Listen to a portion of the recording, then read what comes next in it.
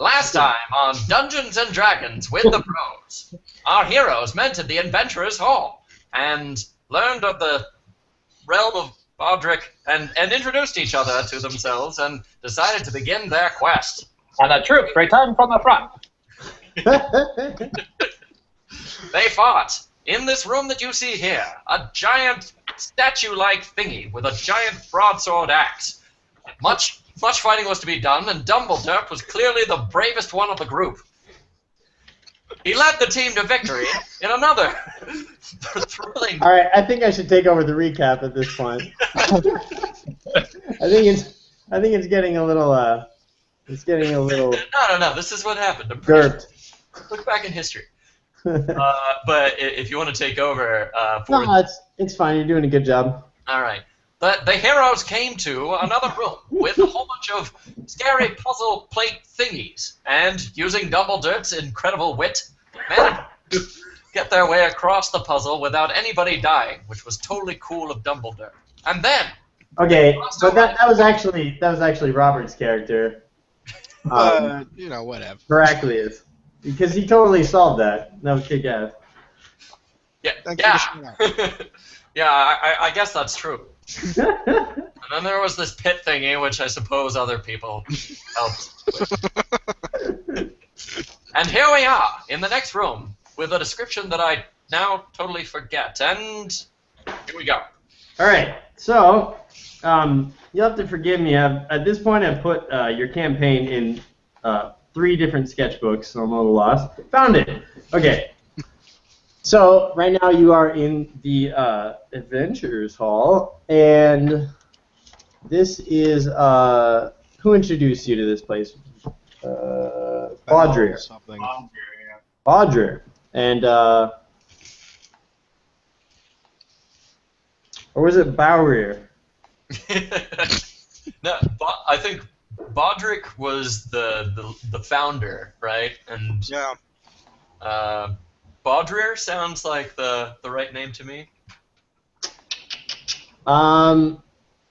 Okay. You're introduced by Beldrir, grandson of Baudrier. Baudrier is the guy who initially founded this whole place, and he's sort of like lives in legends, and he's a super badass who did a bunch of really cool stuff, battling dragons, defeating evil warlocks, that kind of stuff. And you guys have gone through these two out of 3 trials, and beyond the 3rd trial is you will be admitted into the Adventurers Hall, and you will gain all the perks of being a member, which is several quests, access to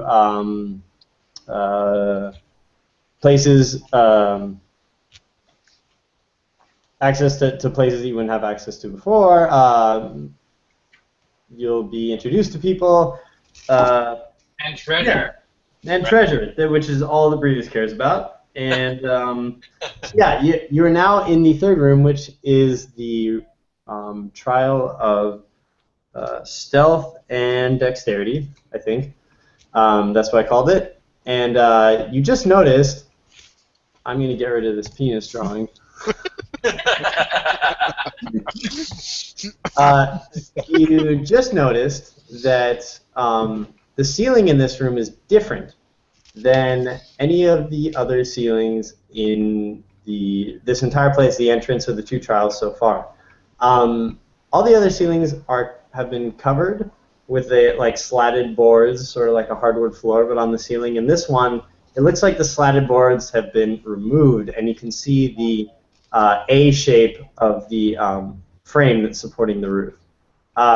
It's just sort of odd, but across from you, as soon as you enter this room, there is a table, and on that table is a lockpick kit, a grappling hook, and some rope. There are 2 doors to your right, and beyond that, you haven't ventured. So now it's sort of up to you guys to see what you want to do. Okay. I think I got it. Say that again? I think I got this. Oh, well, problem solved. What's What's the plan? What's up, Brevis? I'm gonna go grab these lockpicks. Great plan.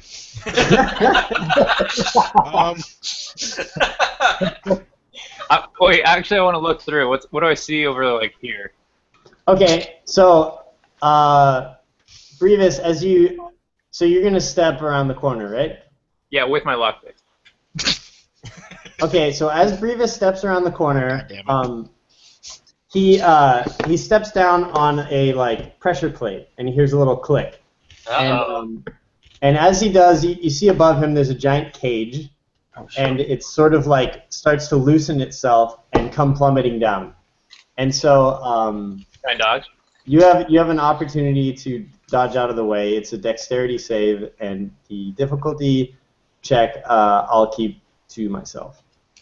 Okay. Boom. Cool. Okay, so Brevis, in a stunning display, sort of cartwheels out of the way, and the cage comes slamming down on the ground and clangs around. But Brevis is unharmed, and he's managed to avoid the trap. As you're looking around this corner, let me see this.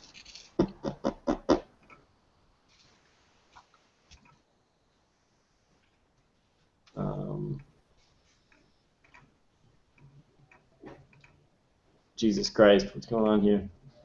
I'm still trying to figure out how to use this interface. Okay. Cool. So you can see that there's 2 more doors and another room beyond this one. All right. Question. I recommend, based off of what just happened to Brevis, that we're extra careful. Maybe we should all. I'd like to roll for perception, I guess, and see if I detect any other plates on these floors. Okay, that's fine. So roll a d20 Okay. and add your wisdom modifier. Let's see, what is my wisdom modifier? It's been a while. So, Dumbledore. How wise is Dumbledore? Modifier, so 13. What's your modifier, though? 2. 2. Oh, okay. Yeah, so Dumbledore notices that there is... let me grab my... There is another pressure plate on the other side of this wall. Oh, like So- over... Yeah. Question. Yeah. How far do these A-frames extend? Is it the whole length of the room? It seems that way. So there's a pressure plate right here. Ooh. Okay. Good enough. So I have a suggestion. Why doesn't Brevis, as the most dexterous of us, why don't you grapple hook up to the A-frame and walk across it? Okay. We're gonna get along great, man. In a stunning display of nonchalance, Brevis is like, sure, whatever. That sounds good. All right. So what do I got to do to do that? Well, All right, there's so- a rope and grappling hook on the table over here. All right. So I'm gonna tie this grapple hook to this rope. Mm-hmm. Come back here.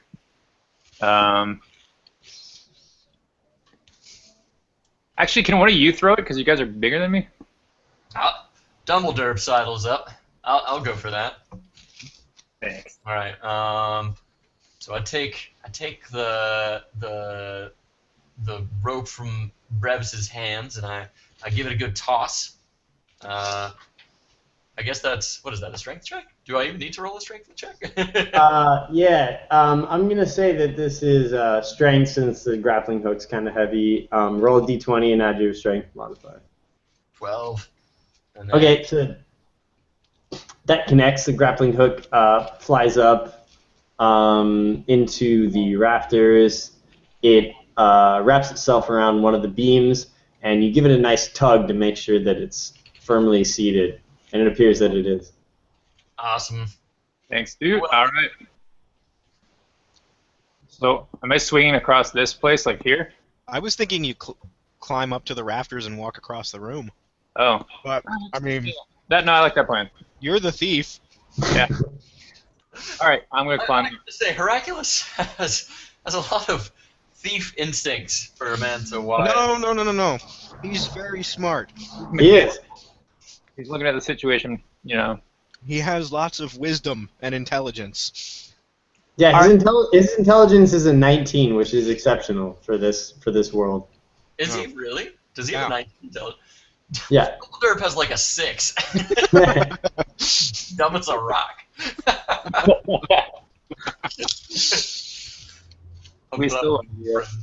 I'm just happy to be here. So I'm like, what do I do to climb a rope? Do I have to like do that, or can I just? Maybe we just tell it narratively. Like, I climbed the rope. Yeah, so you climb the rope. So I've got a difficult terrain. So it's super easy to climb this rope. So I'm just gonna have you roll a d20 to see if you accidentally lose your grip and fall. So you want to roll higher than a 5 and add your dex bonus. Okay, yeah. So you very nimbly climb up to the top of the rafters, and from this vantage point, you can see the rest of my shitty map. You guys, I see the rest of this shitty map.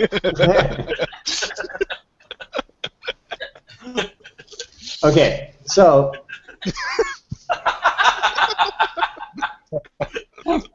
ooh. You guys, there's a door. okay, let's go with the theater of the mind here for a second. All right. You see a raised pedestal in the middle of the room. Surrounding it is similar to the suit of armor. There is a and the spiders. There's a sort of metal wolf-like thing. Constructed out of plates of metal. There's also a sword that's just sort of standing on its point. Over here. You see me drawing it. And then, well, actually, you know what? I fucked up. This is supposed to be over here. Whoops. Damn you, interface. Alright, so he's over here. Facing this way. Swords in front. Yep. Damn it.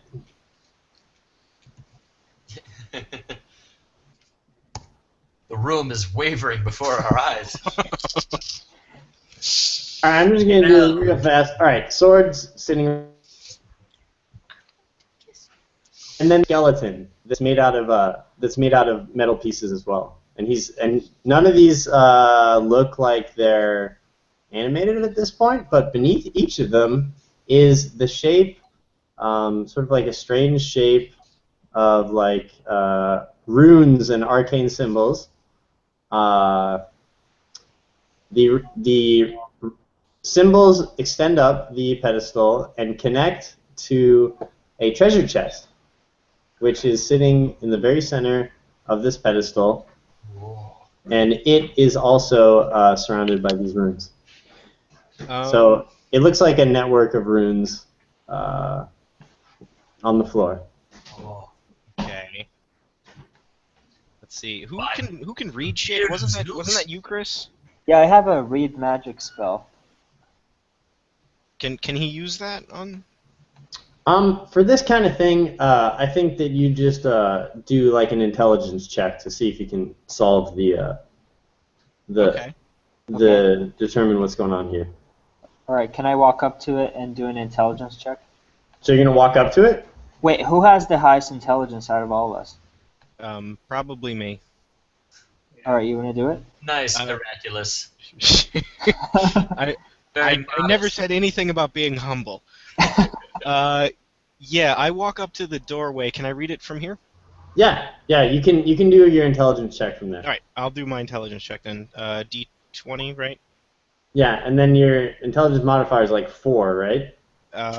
Correct. Okay, there's something that I neglected to describe because I'm a shitty DM. Behind, there is a big sign that says "door" pointing to the door. That doesn't exist in the world, but now that you know that it's there, there is a door, and it has this immense lock on it. Like Brevis might be able to lockpick it, but looking at it, he knows that this is something that's extremely heavy duty, and there's a keyhole on the door. Okay. So you notice that. You also notice that because you rolled so high, that the treasure chest must be magically linked to these three things that are on the ground, and these three things look like they're sort of guarding the treasure chest. You also see that there is a simple lock on the front of the treasure chest, and it could be picked by the right person.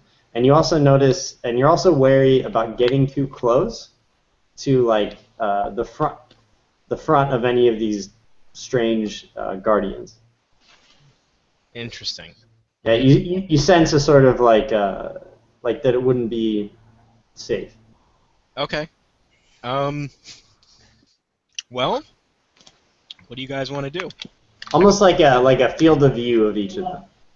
Hmm. You don't want to cross. Hey, Mike, how far do these rafters go? Like, can I go over here? It's all the way across the ceiling. Oh. So, guys, how about I go over there and start working on that lock? Oh, like pull a Mission Impossible? Yeah, that's an idea. Yeah. I like that idea. You guys are gonna do a Mission Impossible? We are. Yeah. Awesome. So you're gonna have to do like some kind of.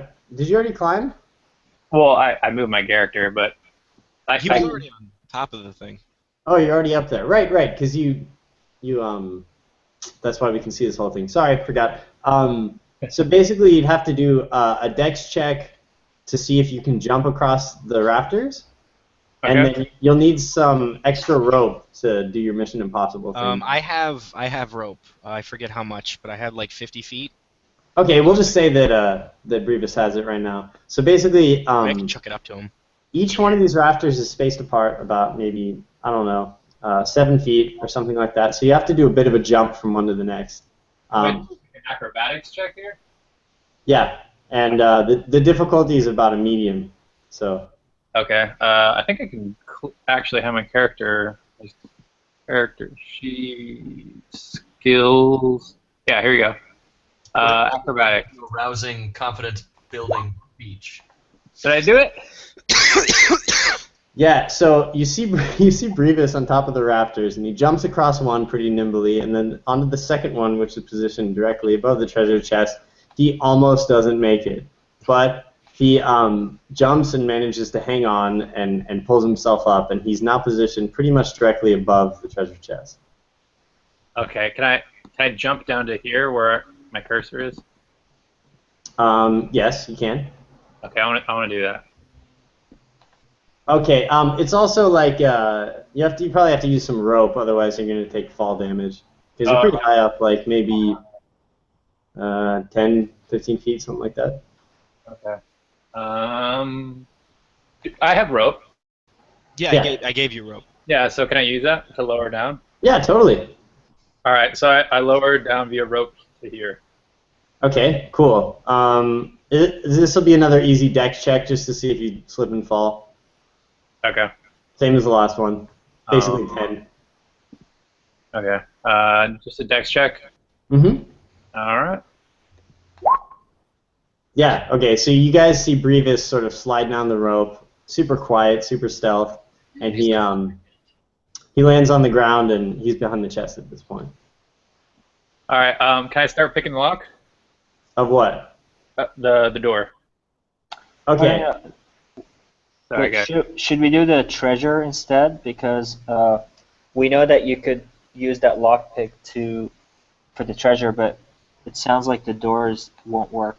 Yeah, the door. This looks like a lock unlike you've ever seen in your life. It looks like it's pretty fucking heavy duty.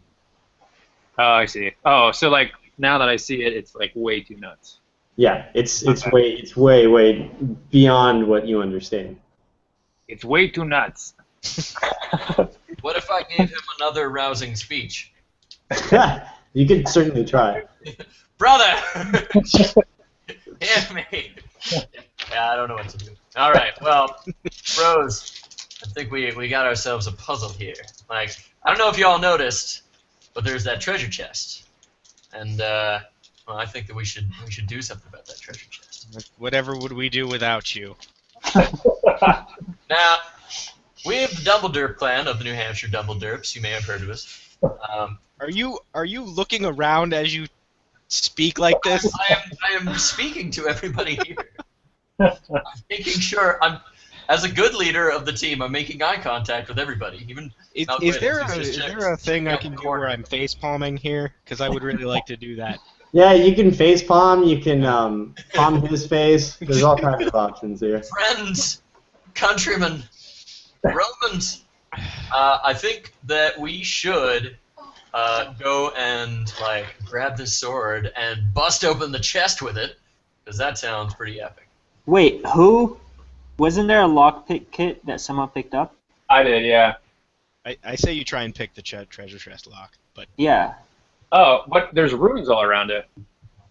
Uh, It doesn't matter. Yeah. So what Hercules sort of divined from his intelligence check was that the runes, this will be activated if you fail your lockpick.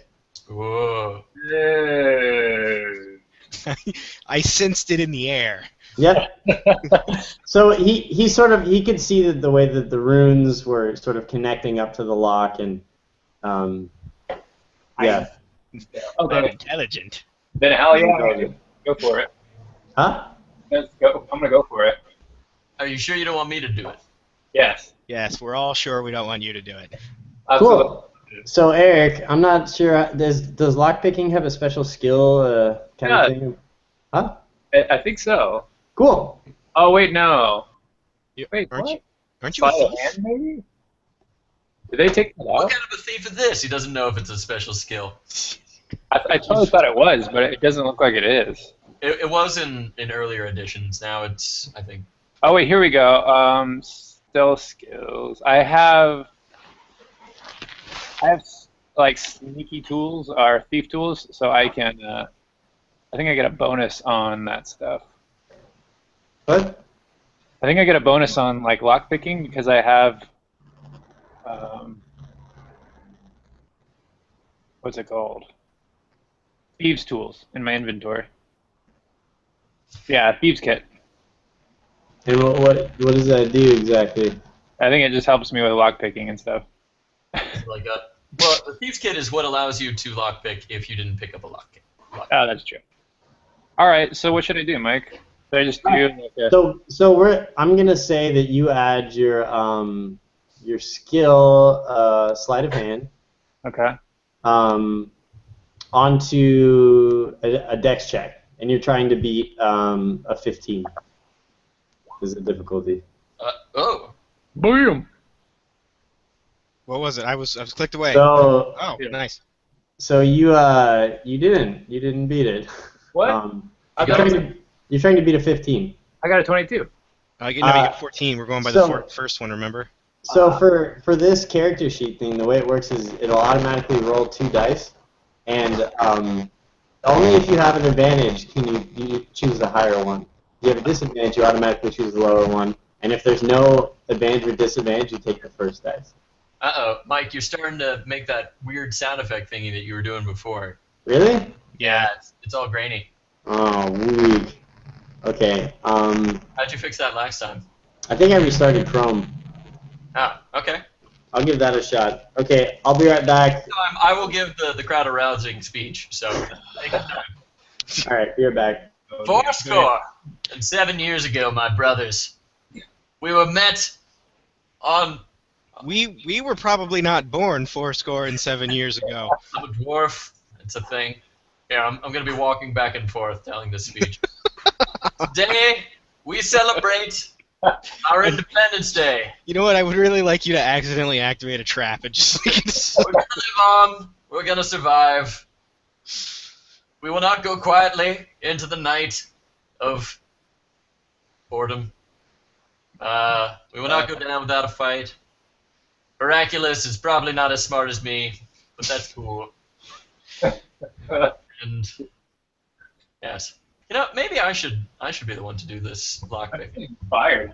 Should I Oh, wait, freeze wait. him? I feel like I should shoot him with a ray of frost and freeze him.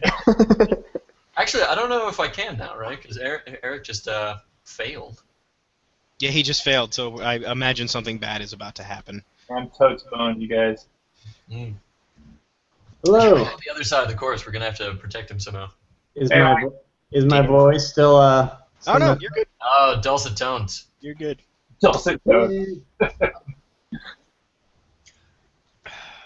Okay. So Eric sits down to where did my map go? To mess with the lockpick, and he's about to get it, and the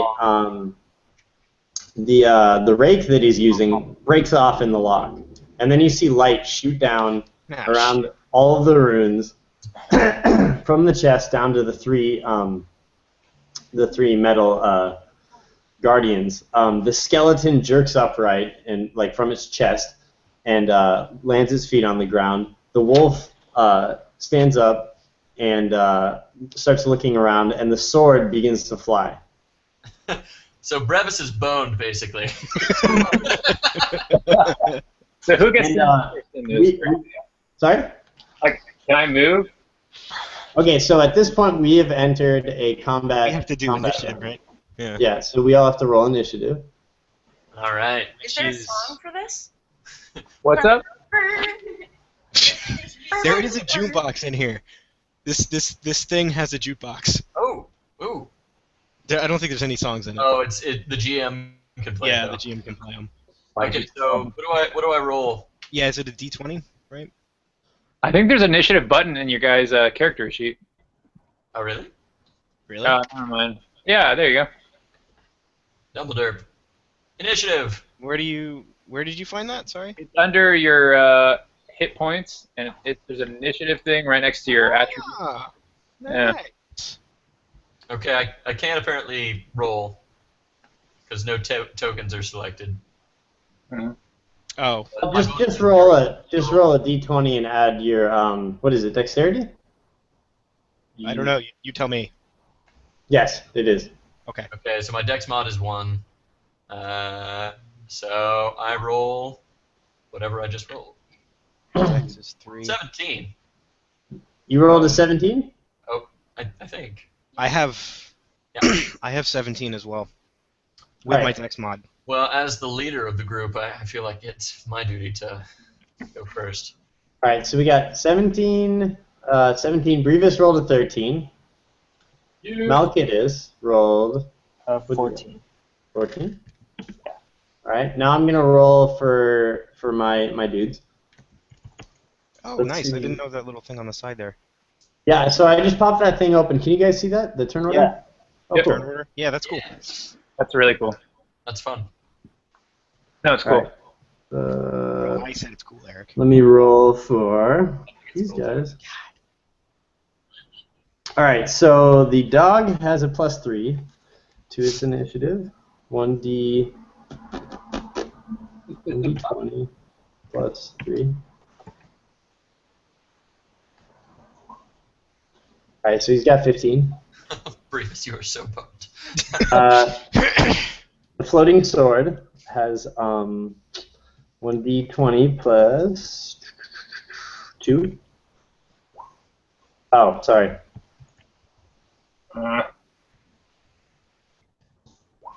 Oh, wham wham. Okay, you got 7.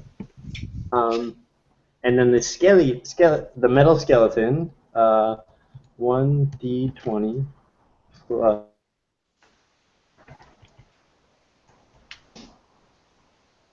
That's 2. Sorry. 6. Wham wham. Okay. What was the Alright. command again? Sorry, guys. Huh? What was the command again? To Slash roll? roll. Yeah. All right. Out of it's slash roll and then space and then Great, thanks. cool. All right. Between Heraclius and Dumbledore, who wants to go first? Well, Well, as the leader of the group, I think great it's my leader, by all means, charge in there. and responsibility to lead the pack, and that's exactly what I'm gonna do. I see a wolf. I'm gonna prove that I'm the pack leader of this group. Lovely. And not the strange wolf.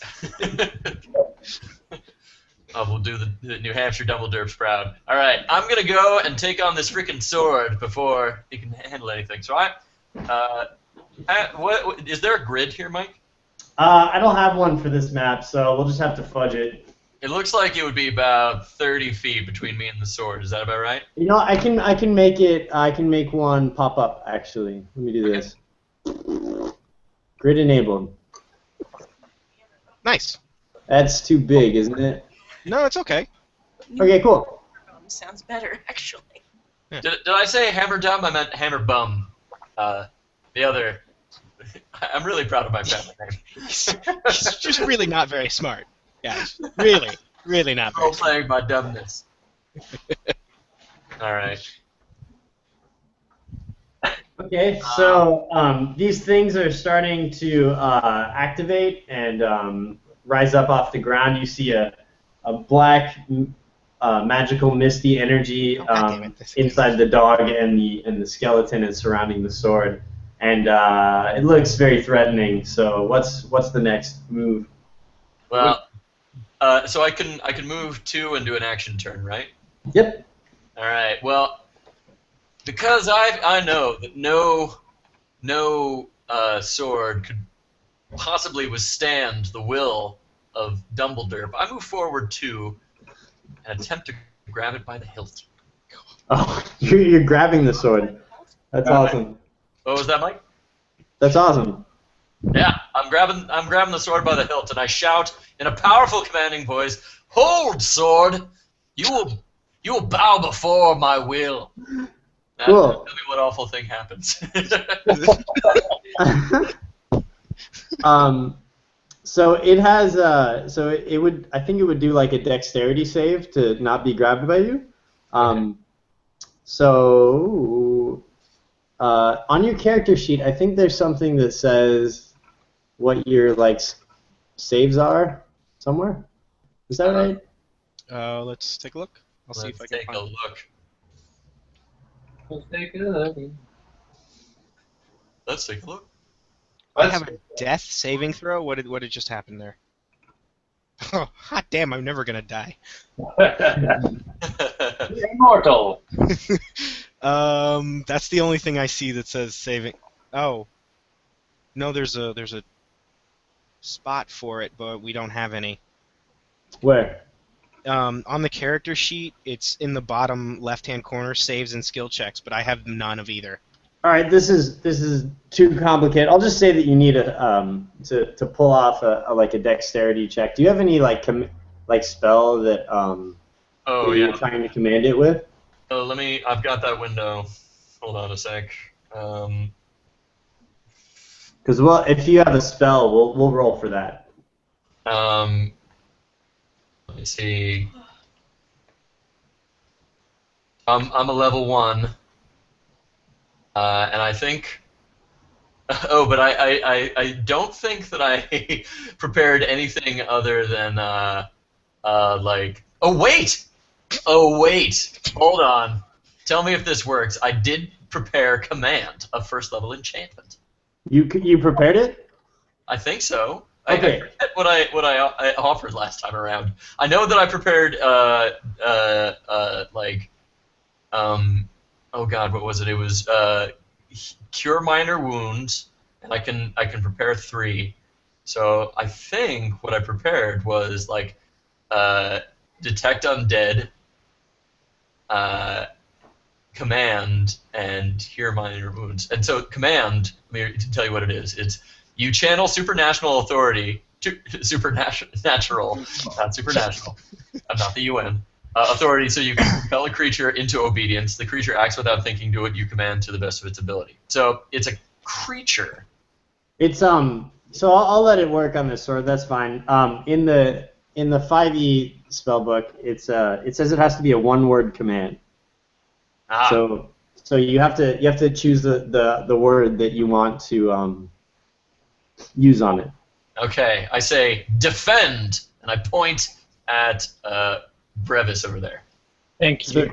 did you grab the sword and say defend? Yeah, let's say I grabbed it. Okay, cool. So we're gonna say that this is a command. We'll do a wisdom check, and you're gonna have to beat a certain number that I'm keeping secret.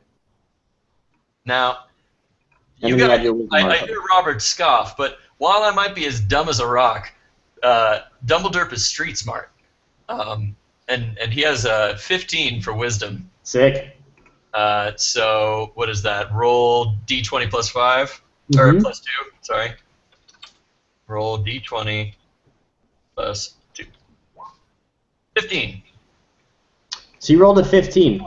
Okay, so that was actually the number you had to beat. So awesome. You see it like sort of tremble and like it's resisting your command, and then the sword flies over and sort of like spins its way around Brevis, like a sort of shield. Awesome. Nice. Dumbledore turns and says, "Nya nya nya nya." Okay, and also this spell only lasts 1 round. Oh. So I kind of just got a sword. You kind of just put it in front of him. So- Like, eh. Oh man. By the time we're back to Dumbledore's turn, the sword will regain its own, Sorry, buddy. whatever. Okay, next up we have Hercules is gonna make a something. The first thing I do is scoff in Dumbledore's general direction at his idiocy for putting a sword right in front of our comrade. The next thing I do is, so if I remember correctly, I used all of my first level spells last time, and I assume I didn't have time to prepare them. So No. I will just use the cantrips. Sick. I will do Ray of Frost on the skeleton. Okay. I'm gonna put the skeleton here. Whoops. I just did something stupid. You have to, What the fuck? can I ask a question without interrupting too much? Go for it. You have to prepare spells? So at the start of an adventure, you're supposed to say like, my character was meditating, and you have to say like, okay, these are the 3 spells that I can cast. Yeah. Well, that's only for wizards and Same's for clerics. I think and druids clerics, might be able but to. I think sorcerers and druids can call it like at will. Yeah. Oh, there's a couple I can call it will, but unless you have spells, you don't need to worry about it. I'm a druid, so You're I a don't. druid? Oh, okay. Then you have, it's like you can prepare 3 per day, I think, or at least for me, it's 3 per day. Mm-hmm. Let me look at that spell list. But then I have 3 spells that I can cast whenever the fuck I want, and I don't have to prepare them. Cantrips. Oh, is that what cantrips are? Yes. Oh.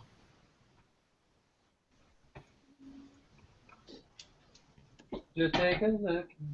So the way it works is you actually prepare a certain number of spells depending on your level. So I think for wizards starting off, you get 6 that you can prepare for your first level. And you can use any of the spells that you prepared for as many spell slots as you have. Right. That's how it works for wizards and clerics. I'm not sure if druids are different.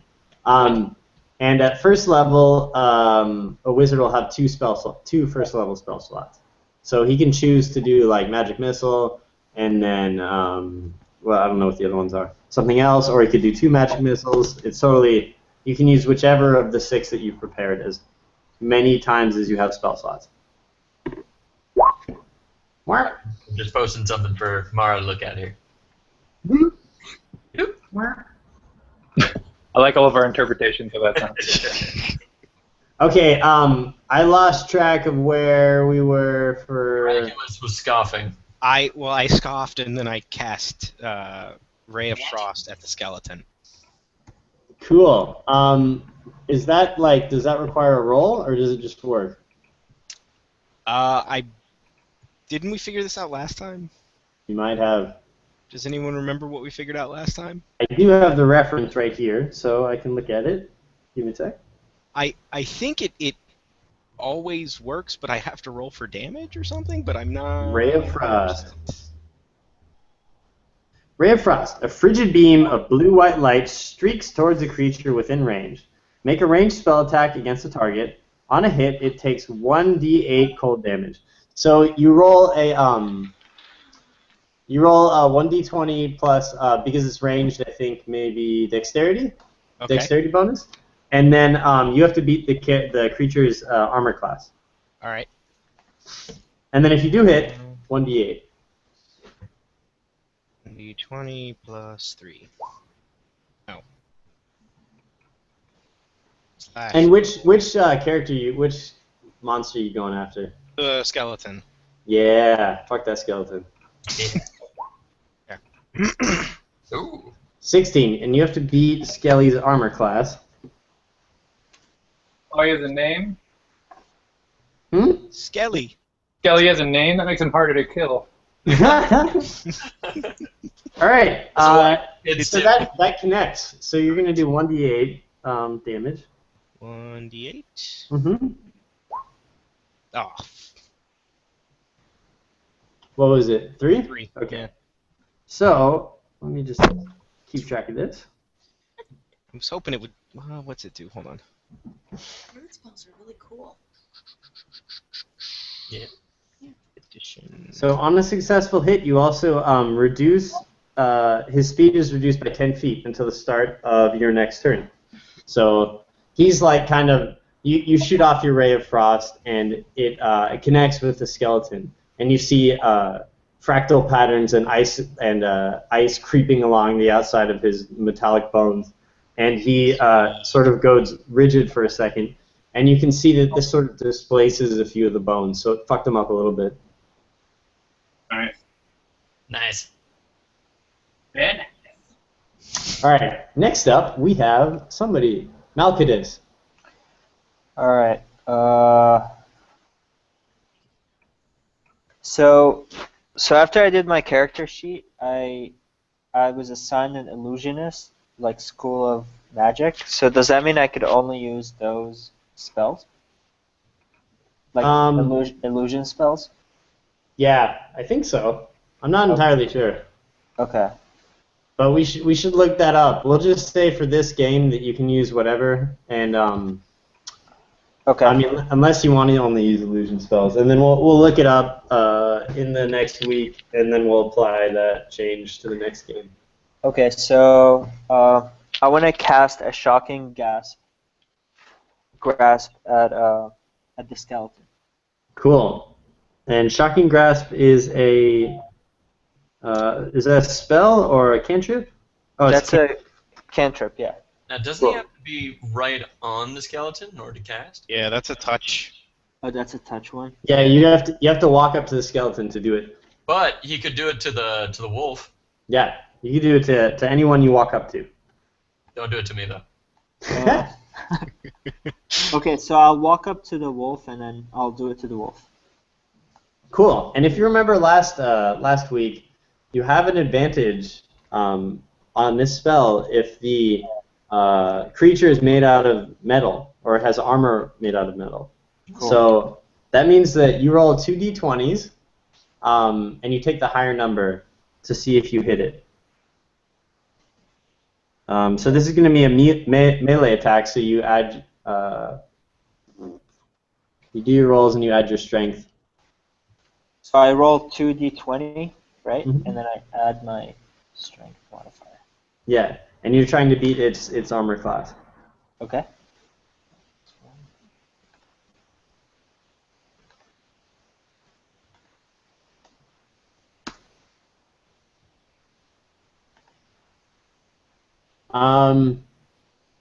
What happened?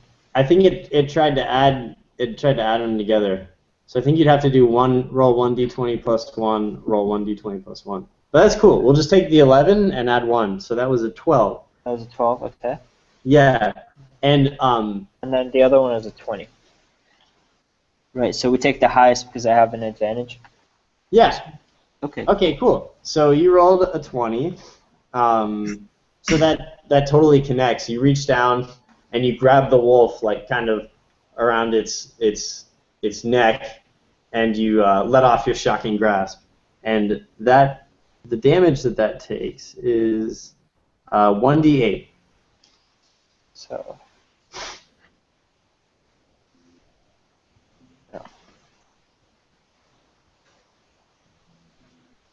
Nice. Bam. Nice. Nice. So you fucked that guy up for how much was it? 4? 4. Yeah. My thing just broke. I'm sorry, what broke? My thingy. Like a person. You have my condolences. Yeah. That was too low, guys. Oh, there we go. 4. Okay, cool. So you can see that this affected the wolf as you shock him, but this wolf seems like it's made of pretty tough stuff, being made of like plates of armor and stuff. So it didn't do too much to him. You can see a little bit of smoke sizzling off the top of him, but he doesn't seem shaken. Damn. Hey, question. Mhm. Can we, if we're in combat mode, can we still do things to the environment? Like, can we attempt unlocking the chest again? Or do we have to exit combat mode to do that? No, you can do it. It'll just count as your action for that turn. Okay. You can do whatever you want. It's just once we're in combat, it turns into like a turn-based system. Okay. By the way, What do you guys think about trying to unlock that chest again? Because these guys seem pretty tough, and we're pretty weak, like, against them. I think that sounds like a good idea to me. And then we can just run away, right? If Brevis thinks he can do it, I think he's the only one that can. yeah, he's the only one with the lockpick kit. Okay. And the skill. And the skill. Although I think in a pinch, Dumbledore could probably pull it off. Also, Well, naturally, but he needs to keep his mind on other things, such as right. Hey, guys, while you decide, I'm gonna go grab a cup of water. go for it. Now, I mean, if each one of us can distract one of these guys, then Bravis can go and try, like, unlocking that thing a couple more times, because maybe it has a key for the bigger door, and then we can just run away, Yeah, right? that's very true. It kind of makes me wish I hadn't thrown the sword at Eric. That's a very good point. We'll keep that in mind as the sword hovers over Eric's head. Also, I do like that you used the sword to defend instead of saying attack one of the enemies. But Hello. I'm not much of a strategist, apparently. Yes, well, yes. Or tactician, Well. I suppose. That would be more tactics. For what it's worth, I also think the dog has a higher initiative than Brevis. Right? So So he does. It's Brevis's turn. Oh, he does. Did I fuck that up? Sorry. Well, I haven't No, it is. gone yet, so. How much longer are you guys going? we'll just No, probably not. Do you mind if I start cooking? That's and fine. use the processor? Yeah, that's fine. Hey, Julia. Hey Julia. Everyone says hi. All right. So what's it gonna be, guys? Midge. Whose turn is it? Is it the So dog's I turn? think it's the dogs. Actually, we'll just go with what we had since I fucked it up. It's cool. Grievous is next, then the dog, then the sword, then the skeleton. Okay. Alright. So, what am I doing? Brevis, this is your call. All right. So the sword's gonna leave you alone for a turn. Okay. It's up to you, dude. If you wanna give the whole the lock thing a try. Yeah. Let's go for it.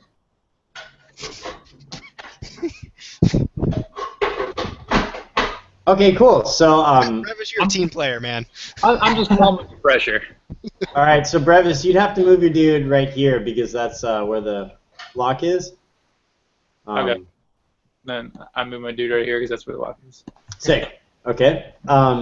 So you basically just roll a what are we were doing a sleight of hand, right? I sent a link through with it, the rules on it. Oh, you did? Where is it? I did. It's a little bit further up. Cool. Boom! I forget if I put it in that. Yeah, I put it in the Hangout. Sorry, I meant to put it in the other thing. Oh, that's okay. All right, Eric, let's look at this open lock skill thing.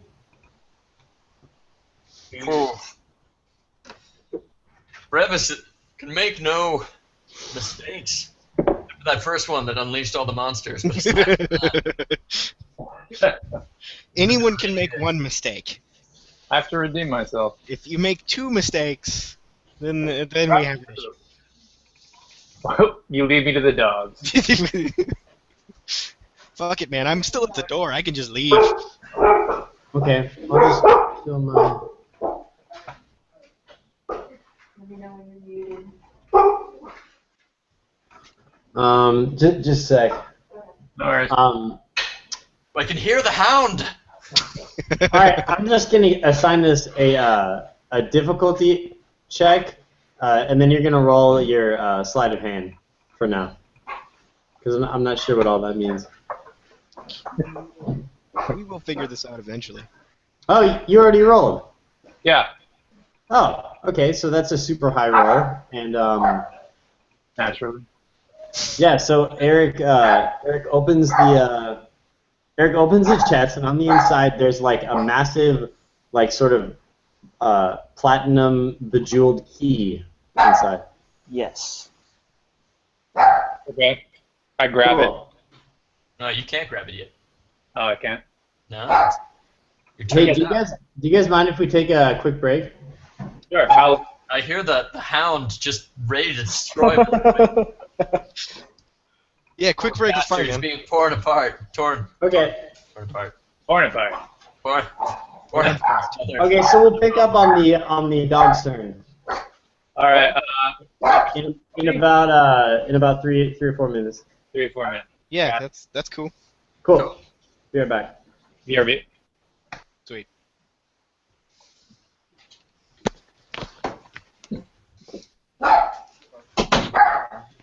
Gentle listener, as you're watching this movie, remember that it was Dumbledore.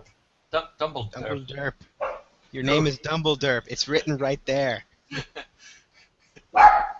You go away. This is a narrator monologue. It was Dumbledore who led these bold heroes to the treasure that they seem now on the verge of claiming. Remember, too, that it was Dumbledore who probably saved them all in those first 2 puzzles. And By if you- throwing the sword at Brevis. Key moment in all of this. full of magical intent. I actually think that Mike has been quite gentle with us. Yes, we should have died long ago. Like, there are several points when he by right should have said, "Oh no, oh darn, you guys screwed up." We're like, no, that's not how that's gonna work. Your overly generous idea of how that's gonna work is not gonna happen. Has anybody lost a hit point? No. Oh yeah. Mike needs to learn that the role of a good DM is to make everybody like tremble in fear.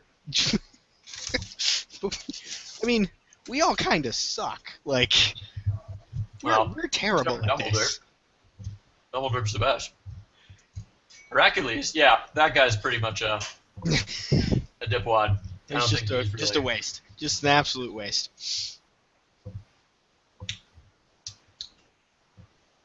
Hey, dude, I met somebody from Nepal today. Oh yeah? Yeah, I was at the World Bank Open Data Day, and this guy had all this Nepalese census data, and he wanted to figure out how to like visualize it. So I taught him how to use CartoDB, and now he's mapping it. That's sweet, man. Yeah, it was really fun actually. Let me show you. Like it was awesome because there was a group of guys who went about like making him a map kind of in the background, but he and I got to like drill down into like him making a map for himself, right? Uh-huh. So here I'll post it in the link because Yeah. I think this is pretty darn cool. So he like took the census data and then mapped it onto. Oh, can you bring me scotch? It said Dumbledore, the phantom character in the room. So I threw it in the Oh, it's a student-teacher ratio thing. Yeah. So like, Okay. you had all this data, and so this is student teacher. But if you go up to visible layers, you can turn off one and turn on the other, and it'll it's show like literacy. literacy I see. rates. And he had all sorts of other stuff like male, female, like ownership of property, crime statistics, stuff like that. It's cool. Was it done through the? I guess that's an official Nepalese census. Yeah, from 2013. Okay, sweet man. Yeah, so now he's going to be able to like generate a whole bunch of these things, and he and I both. I actually didn't really know how to do CartoDB before this, and now we do. And if you ever needed to like visualize a whole bunch of global data, like this tool is the shit. I never Wait, heard. what's it called? It's called CartoDB. I just met a guy who like made a map, like mapped a whole bunch of. Yeah. No, I don't know this. This Awesome. thing. And I'll have to check- FYI, I'm ready whenever you guys are. I think I'm ready. I think Oh, we're yeah, waiting I'm on, good. Brevis here. Oh, and Mara's coming back. Remus is here. Chris, you there? Yeah, I'm here. Mara has what she needs. Her vital equipment, and for those of you who aren't looking at the camera, the vital equipment is a cat. All right. Hey, kitty. Now back from our commercial break. You were still recording that whole thing? Derek, what's your cat's name? This one is Deli. No, this is Coco. Is this Coco? Yeah. Wow. I love them like my own children, really. Fail. They're color. Coco is very dark brown and Deli is black. Yeah. Coco is a dark brown and Deli is a lightish black. So they're all really the same. I expect it'll be the same way with my children. That they'll be dark brown and light black. Weird feat of genetics that I totally won't question when I sit in the birthing room.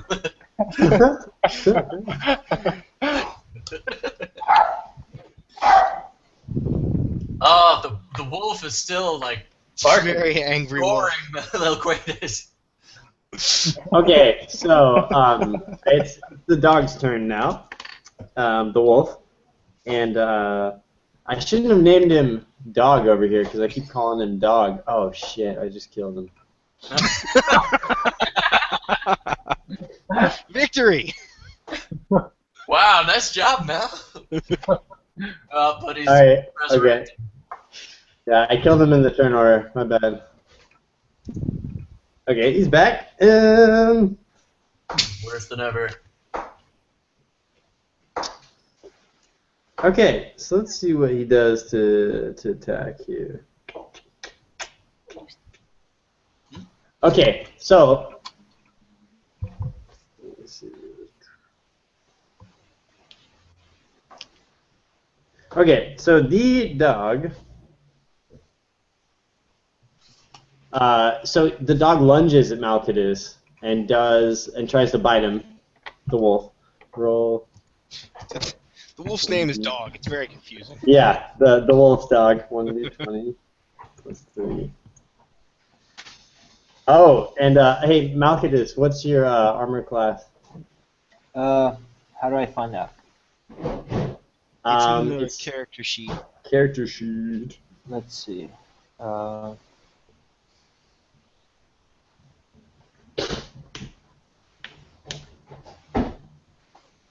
It says 14. It says 10 plus 4 dexterity. Huh? 14? Oh, that's the AC. Yeah, that's what we need. Yeah. Oh, okay. AC is 14, rad. So that totally misses. The wolf lunges at Malkadus, but he definitely dodges, and the wolf sort of slams into the wall behind him.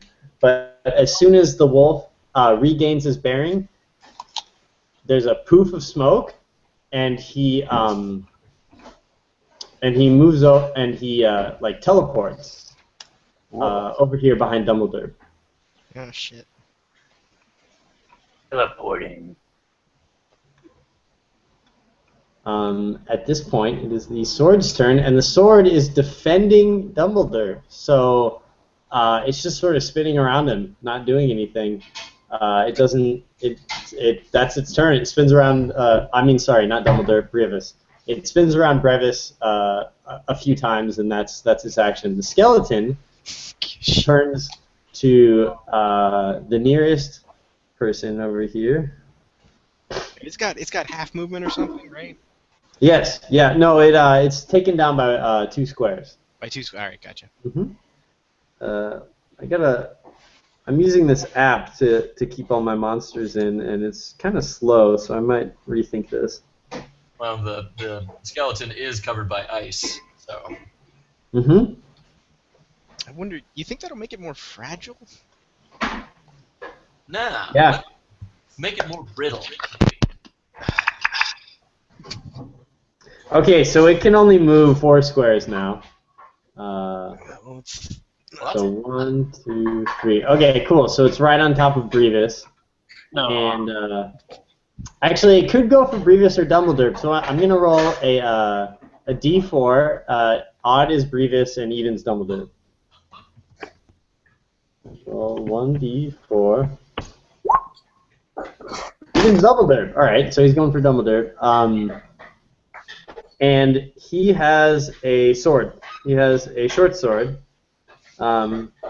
He swings it at Dumbledore. Roll 1d20 plus 4. Shit, that's intense. Oh. So. Could this be the first damage of the game? Might be.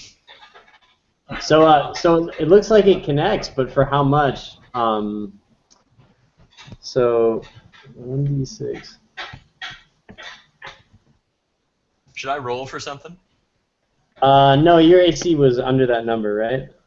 My AP? AC? AC, armor class. Armor class.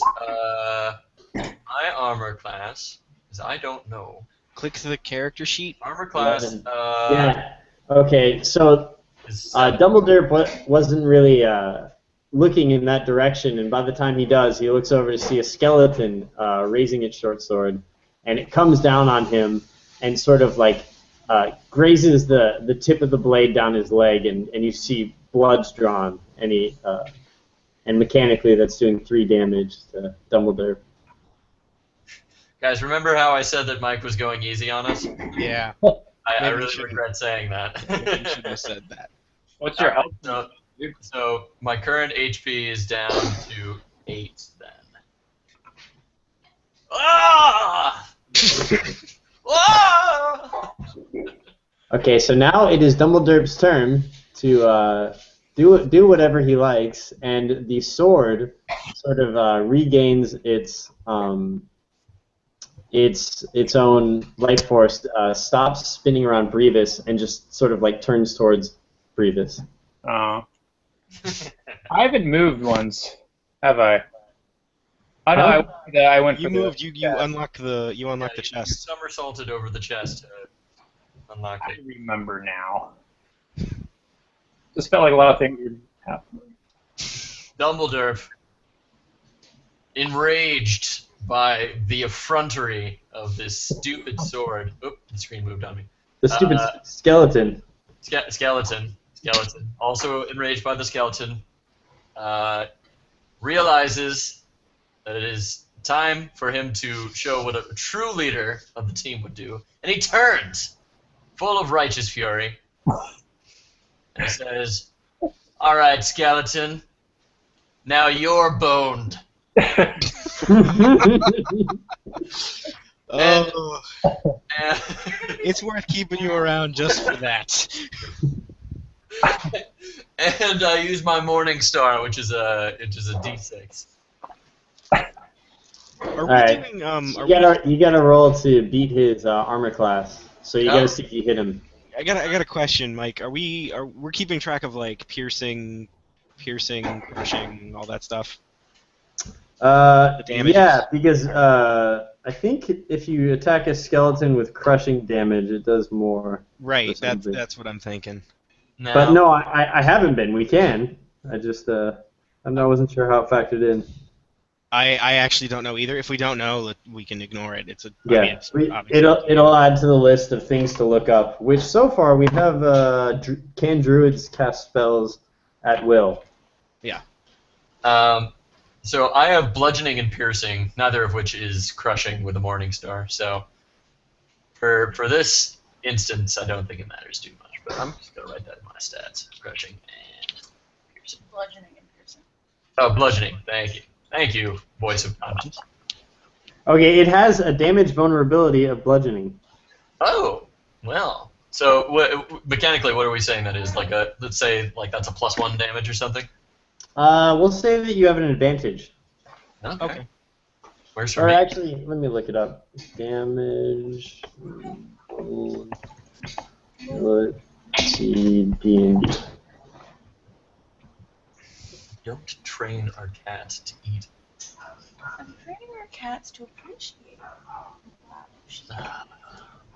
All right. So I roll to see if I hit it. Yeah, you roll 1d20. All right. Okay, so here we go. Vulnerability is to take double damage. Ooh. A resistance takes half damage. So you have to hit him first. You rolled 1d20 and you add your strength modifier. Okay, but the strength modifier is a awe-inspiring +2. So that's a 8. Okay, that is not a good roll. So you lash out at the skeleton with your morning star, but you sort of misjudge how thick around he is, and you just sort of like swing at the air, and you hear the whoosh as your morning star comes super close to the bones, but you don't actually connect with it. I as the close of my turn, I just say, "Now we're dead meat." We're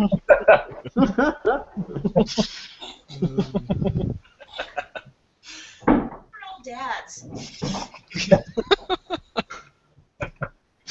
Every adventurer just uses puns. Have you not watched like Hercules? This is not my world.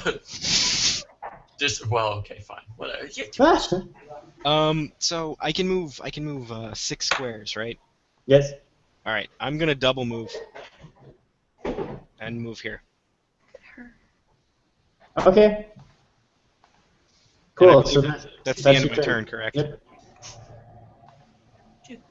So Heraclius sprints across the room as fast as he can and gets to the other wall. And next up is Malchidus. Okay. Let's see. So I come up to. So can I still use any of my other spells? Let's just. I don't remember how many spell slots we used. Do you guys remember? I had Was it like 3? I had 3. I could prepare 5. I had 3 slots, and I knew 6. And how many did you use? I used all of them, so I'm just using cantrips this time. And Okay. Malchidus, how many did you use? Do you remember? I think I have 3 level 1s that are prepared, and I used 2 last time. So Okay, so you have one more spell left until you sleep and rememorize it and whatever spell slot, respell slot. Okay. I don't know how to say that. Okay, so I think I will walk up to the skeleton and then cast a magic missile. Magic missile is actually a ranged attack, so you don't. If you want to, you don't have to walk up to him. Okay. But he does it right in the skeleton's face. Yeah, you can walk up to him and blast him with magic missile. Totally. I'll do it from here.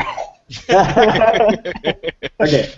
Thanks, Mel. I really appreciate the support. All right, let me get my magic missile open. Close. Magic missile, very good. You create 3 glowing darts of magical force. Each dart hits a creature of your choice that you can see within range. A dart deals 1d4 plus 1/4 damage to its target. The darts all strike simultaneously, and you can direct them to hit one creature or several. At higher... Yeah, it doesn't look like you have to roll anything. You just hit. It just works. Nice. That's a cool Wish I'd have spell. bothered learning that spell. Okay, so Are you you attacking can. one dude or three? So you have 3 of these missiles, and you can have them go wherever you like. So if they go to each one of these guys, then the damage, how would the damage be calculated? Would it be divided by 3? It would be 1d4 plus 1 for each missile. So if you do 1 to the wolf, that'll be 1d4 plus 1, and then you do 1 to the skeleton, that'll be another 1d4 plus 1, and we'll keep track of them separately. Okay. Does that make sense? Yeah. Okay, let's. I'll just do this. Who has the next turn? I'll do the wolf next. Okay. Oh no, hold on. I changed my mind. I'll do the sword. You're gonna attack the sword? Cool. It seems weird to attack a sword, by the way. Yeah. No. Hold on. I'll attack the skeleton. Sorry, I'm trying to figure out like strategically what makes the most No, sense. sword is great. I'm just saying the act of actually attacking your weapon is weird. It is. I don't know. I'm with you, Eric. Thought I was all alone. Okay, so You can't see me, but my hand is reaching out to the screen. A single tear. so what'll it be, Malkadis? You ready your magic missile and send it flying towards. I think I'll send it flying towards each one of them. Each one of them? Yeah. Very cool. Okay, so roll 1d6 plus 1. We'll do wolf, and then roll it again for skeleton, and then roll it again for the flying sword. Oh wait, no, that's damage. That's good. Yeah, this is all damage. He's just fucking them up. Oh, darn it! I don't know if I'm still sharing the D&D. Okay, hold on. Nice. Oh, yeah, I was. Never mind. All right, so we're doing wolf, skeleton, and then flying sword. So that'll be. So we're gonna take 2 hit points away from the wolf. How many from the skeleton? 4? 4? Dang. Nice. And the flying sword, we're doing. Holy shit, 7? Yeah. Nice. Okay, so Malkadis puts his palms forward and sends these 3 magical energy missiles in 3 different directions, and they slam into the wolf and the skeleton and the flying sword. The wolf looks like it's sort of taken aback for a second. The skeleton is hit so hard that he gets knocked back a square. Ooh. And he looks messed up. Like his head looks like it spins around and it's on backwards. He looks totally jacked. And then the flying sword falls to the ground for a moment, and then it regains its levitation and comes back up. Yeah. Cool. It seemed incredibly effective. Well done, Mel. Alright. He was probably inspired by Dumbledore's example. And now we have Brevis. Also inspired by Dumbledore's example. I think he helps by flying in front of Dumbledore and taking Dumbledore did an excellent job of bleeding and screaming.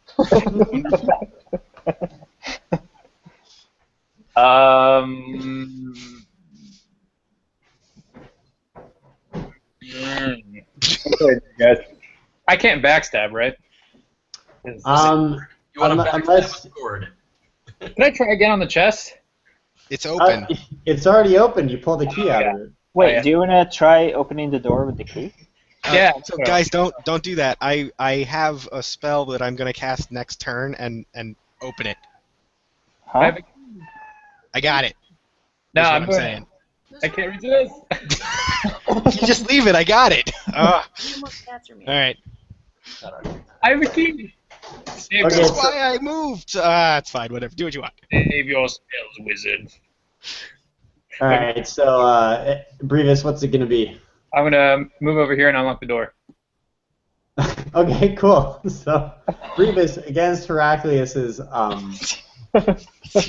recommendation, goes and inserts the key into the lock, and it's pretty. As soon as you do, you can tell that this was made for this door. It Surprise, surprise.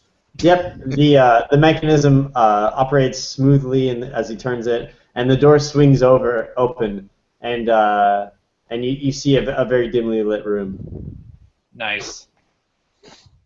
Can I actually like? Is it? Did you draw it or? Did I draw it? Yeah. It's so dimly lit that you can't see anything inside of it other than the facing wall. I have dark vision though. Yeah. I will point out that Brevis just left me in the middle of the Bermuda fucking triangle. I would like to point out that I told him not to. Okay. You inside the room you can see a number of tables, some chairs and stools, but it's so dark you can't make out anything else. Even with my dark vision? Yep. All right. Your turn's you moved and you opened the door, so I think that's the extent of your turn. Okay. Thank you. And now Dumbledore dies. Okay, now it's the wolf's turn. The wolf, I'm gonna have him. Dumbledore's 1, Heraclius is 2, Brevis is 3, and Malcadius is 4. So, 1d4. You should. 2. All right. So the wolf, seeing Heraclius across the room. 1, 2, 3, 4, 5, 6. Not this much. Two of these people. Okay, so the wolf, in a poof of smoke, blinks out of existence where it is, and then poof, appears right in front of Heraclius, and it lunges at him with its maw open wide, and that will be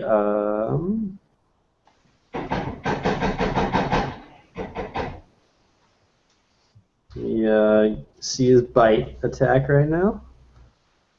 I'm not in the room, right? I'm like in this little room. No, you you open just the door, open the you're door. done. Oh, right. Calm your jets, Brevis. Trying to- Whoa. Okay. So the wolf bites Heraclius fucking hard.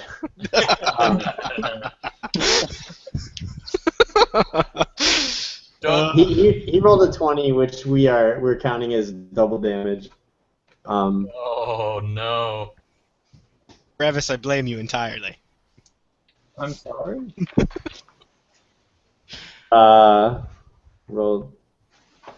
So is that going to be double or just 2 of the dice? Up to you, man. I think it's double. Double the roll. Thanks, Derek. I'm pretty sure that it just whatever you get, multiply by a lot. There we the go. highest possible number. It does 8 damage. So the wolf lunges at Heraclius and bites him right under his ribs on his torso and tears off some flesh. So that does Don't 8 let it damage. get under It does- your skin, It does Robert. 4 damage. Oh, okay, he basically just ripped out my throat. I'm halfway dead. Yeah. So he I takes said, he takes a don't big let bite it- out. Huh? Fuck you, Derek. He takes a big bite out of your side. That wasn't the skeleton. All right. So he's with his teeth. He sort of removes some skin and some flesh. Cool. He's getting under the skin. I think it's funny. I scream in pain. I don't know. All right, I gotta get on my DMing a little harder right here. Next, we got the sword.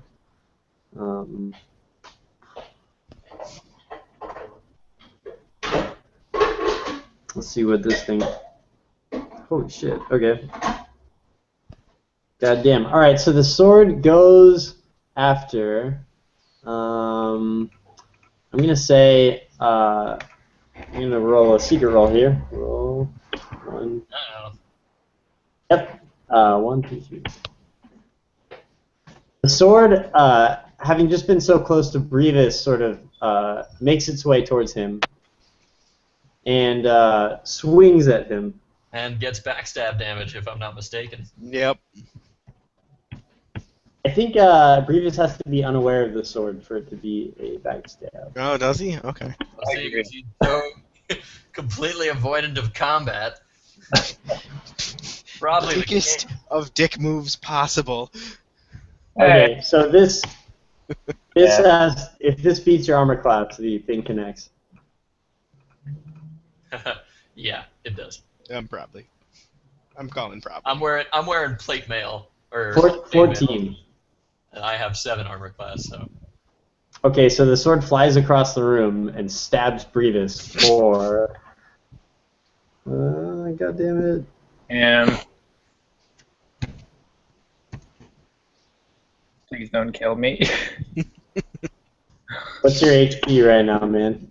Oh shit. Okay, so I guess Brevis is nimble enough to dodge out of the way, and it just grazes his side for one damage.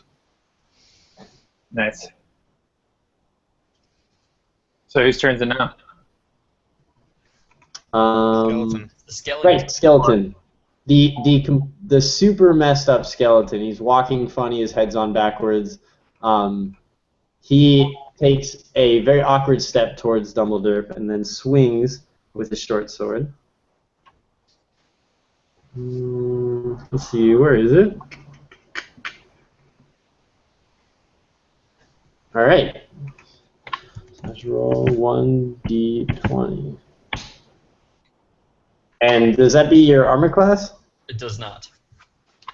Okay, so the skeleton's too messed up, and his head being backwards doesn't help at all. But he just sort of swings at you. Dumbledore takes a he doesn't even really try, just sort of sidesteps a little bit, and the sword falls on the ground next to him.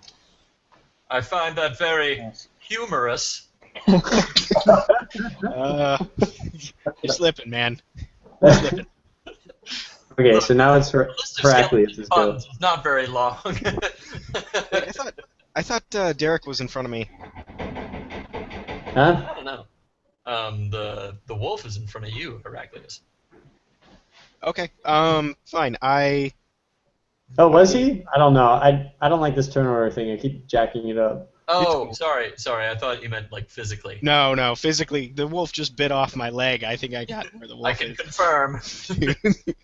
Wolf is Okay, there. So Did I mess this up? Is it actually Dumbledore's turn now? I thought he was ahead of me. Yes. Okay, I'll put him back. Okay, Right. so it's Dumbledore's time. Dumbledore's time down here. All right. Is that a Goonies reference? Yes. It's our time. It's our time down here. Our time down here. How screwed up are you, Heraclius? I shout across the room. I feel like I'm about to die, but deal with the skeleton first. I'll take one for the team. I got a healing spell. It's the last spell I prepared. That would be lovely, actually. That would be lovely. Hey, I'm calm in the face of near death. I mean, no big deal. But if you wanted to... Okay, hold on. Let me look up. I'm on it too. All right. Got my healer bro reference. 5e. The Healer Bro reference. Yeah. Is it called Cure Wounds? That's the one I prepared. Cure minor wounds is, I think, what I did. Okay. Oh, no. Oh, God, that's like 1 point of damage. It might not be worth it. Oh no, Well- do something else then. Oh, wait. I'm sorry. That's level 0. So I must have Yeah. prepared a level 1. I must have prepared. Your light wounds is 1d8 damage plus 1. Yeah. Plus Wait, level. Should we? Plus your spellcasting ability modifier. So is that wisdom? Int, I think. Oh, I'm sorry, Robert. It's -2. Oh my god! You're gonna I kill him. sap away Heracles' right, The healing spell actually hurts me more. transferring his life energy into the wolf. Let me just double check that. Oh, also, Okay. it's a touch thing, so you have to go up and actually. So I can't even do it because Forget about it, man. Kill the fucking. yeah. I look over. Wait, Gas is hold on. Should we escape since the door is open and since Nah, man, I don't. fucking up? We can't even escape because they're still gonna follow behind. You know, Yeah. they'll just chase. That's okay. They're bloodthirsty beings. I'm okay with that. I think we should leave Dumbledore behind to figure it out. Oh, fearless leader. Take care of this. We're out. The fearless leader casts a steely eye in Heraclius' direction. Seeing the blood and the bones, he mutters to himself, "Well, he's dead anyway," and turns his attention towards this lumbering boned creature in front of him, raising his mace with the cry of, "I guess you don't have the stomach for this fight." He lets his morning star fall. Okay, that's 1d20 plus your strength modifier. So the strength mod is 2. I roll the d20. It's a 14. That's a 16 total. Wow. Okay, and his armor class is only a 13, so that falls right on top of his head and does. What's the damage for your morning star? So I think it's a d6. It's 1d6, and that's doubled because he has skeletons are what's it called? Damage vulnerable to bludgeoning. Oh, that's right. Cool. All right. Yeah. Bam. All right, so you do 6 points of damage to this guy. Take 6 points of damage. -6. Whoa. Okay, so Dumbledore raises his morning star. You have a morning star, right? Mm-hmm. Raises his morning star above his head and comes down hard on top of the skeleton's head, and you see all of the different bones shatter across the room. The head goes one direction, the ribs go another.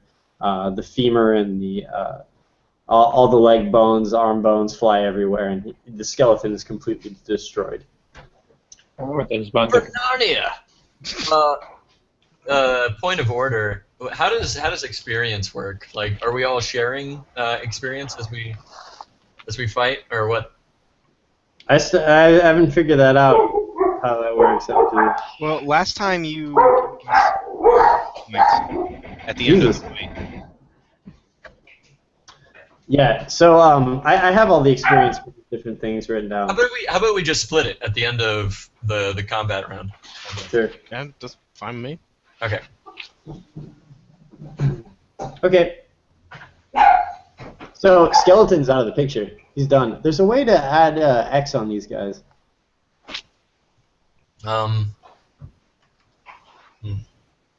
It's okay. It's no. Click on it. Click on the circle beneath him, and then there's an X.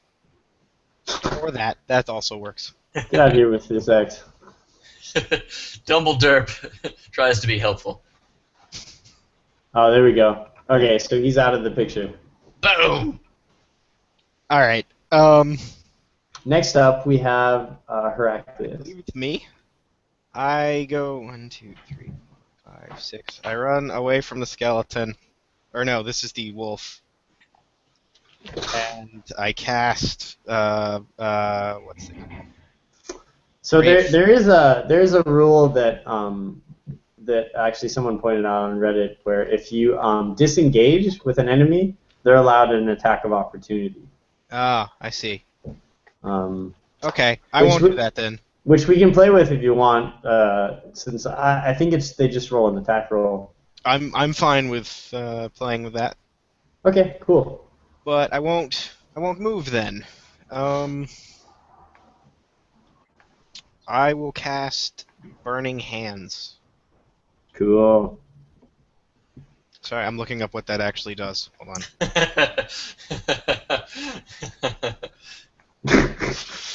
Sorry, I found that really funny. Like, I cast burning hands. Wait. What am I doing? Okay, I burn It's every a first level. 15-foot cone. Ooh. Okay. Cool. Holy crap. Would that catch? That would catch the. Eric's a good 50 feet away. He's Eric is 20 feet away, so Damn. you're not. Oh, it's 5 feet squares. Sorry. Yeah, 5 feet. That's disappointing, but I guess I'll still cast it.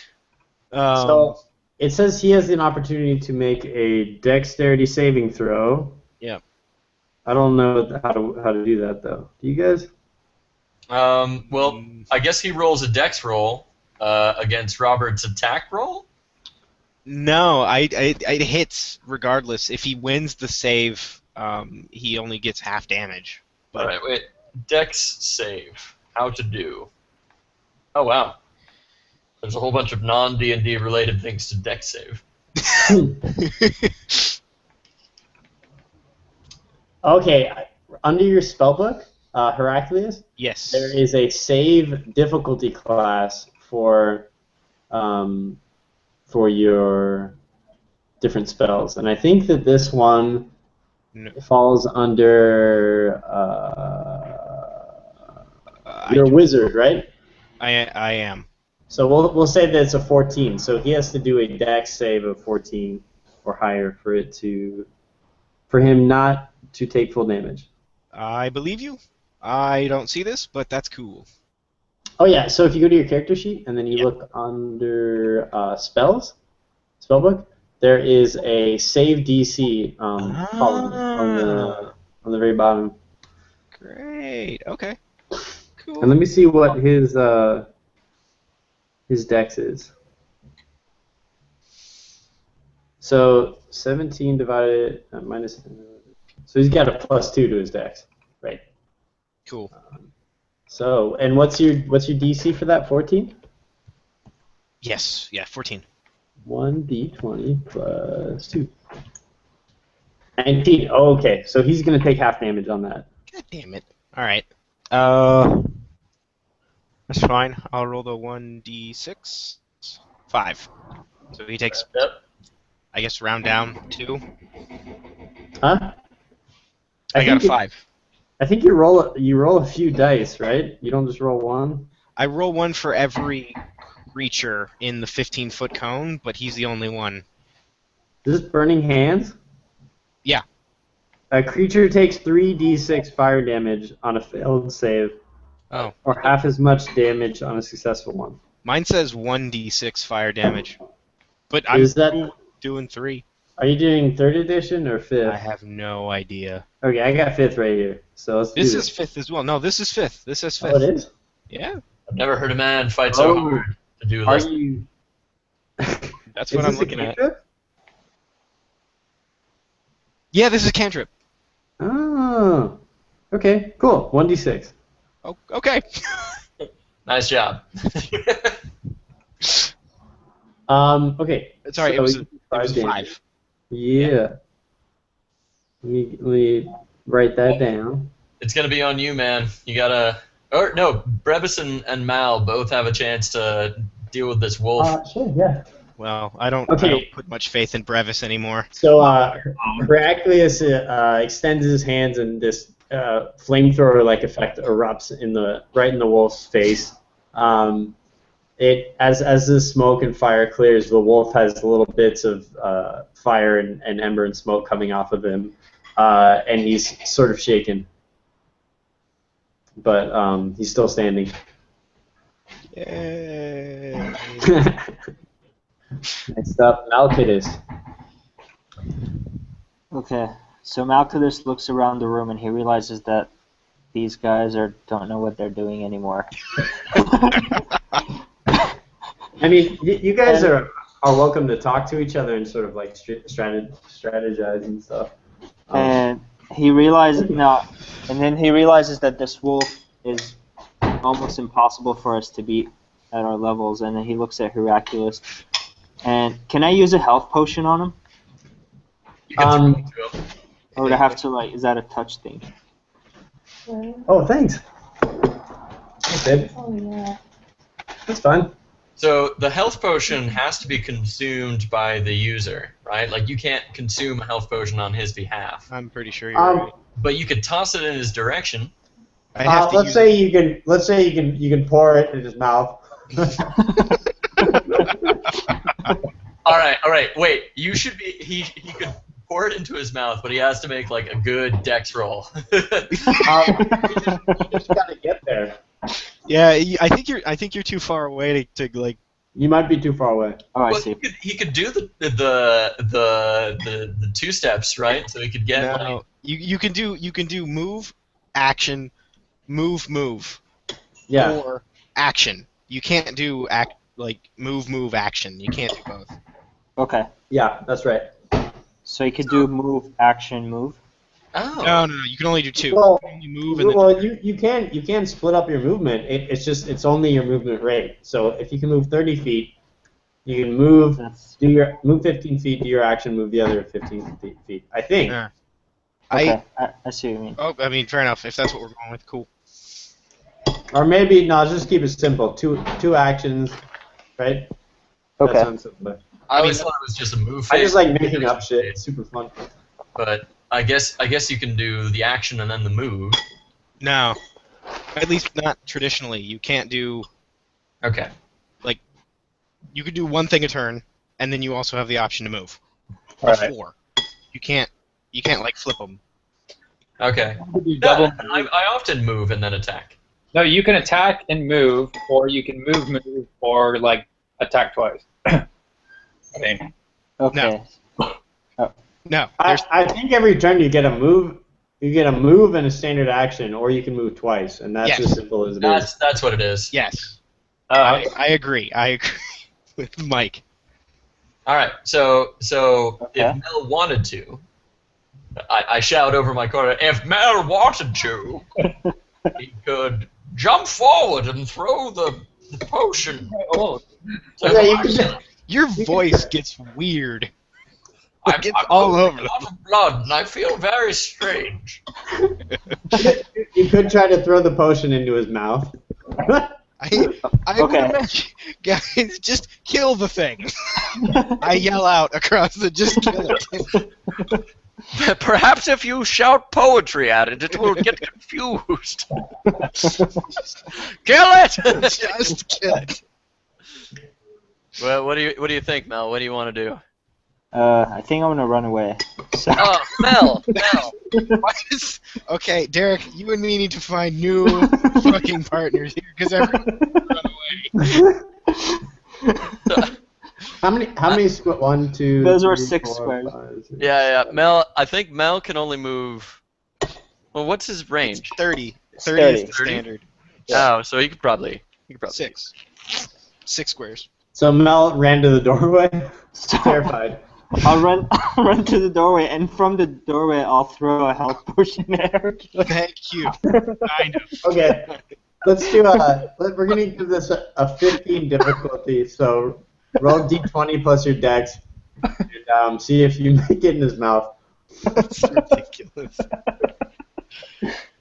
Oh. So wait, it's plus my dex? Mm-hmm. And it's gotta be 15 because it's hard. 4.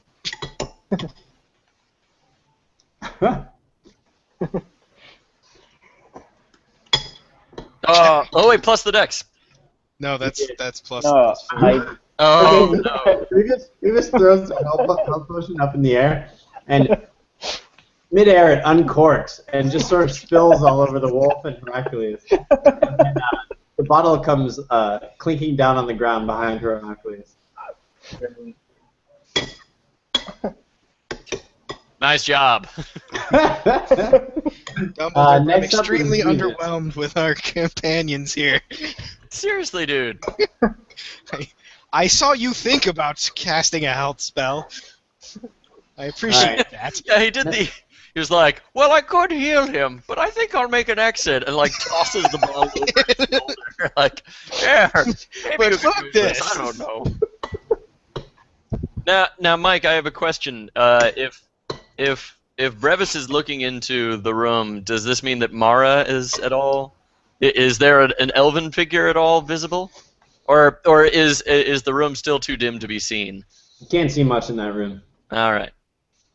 And it's Brevis's turn. All right. So which one's the one right in front of me? That's the flying sword. And then what's Dumbledore dispatch that guy? Yeah, he dispatched the skeleton. It's in pieces across the room. And Hercules is facing off against the wolf. Yes. And so far you've seen the wolf sort of blink around to different targets. I'm going to shoot my crossbow at it. Sick. Cool. Sick. That's the wolf, I mean, not the sword. Thank you, Brett. All right, so that'll be 1d20 plus dexterity.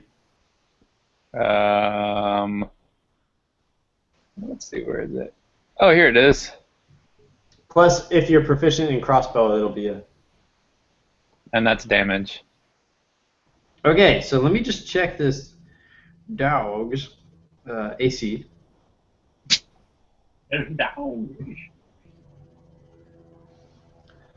Okay, so that fully... Why did Dumbledore just roll a 1? Dumbledore is planning his next move.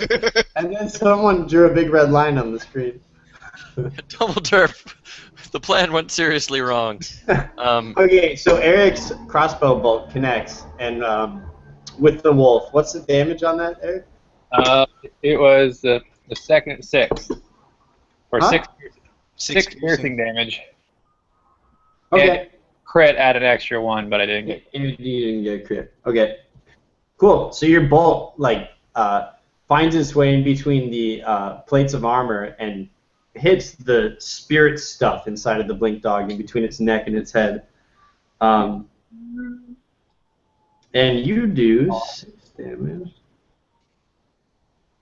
So at this point, the wolf is starting to show some fatigue. It can't bleed because it's a magical construction, but you can see the mist is going everywhere, and the magical energy is sort of starting to escape out of it, and it looks a little messed up and disoriented. Nice. Great. Next up, As we Brevis. have Wolfie Brow. Okay. Wait, can I move? No? No, you did an action. Oh, right. We just went over this, didn't we? We did. We did just go over this. Wait, can I move now? All right, so I'm gonna roll a 1d4 for who the wolf attacks. And that would be Dumbledore. No. So the wolf blinks out of existence. There's a puff of smoke, and he appears next to Dumbledore. And This goes. is for the dogs. What? He's trying to quip. I'm losing a lot of blood. Leave me alone.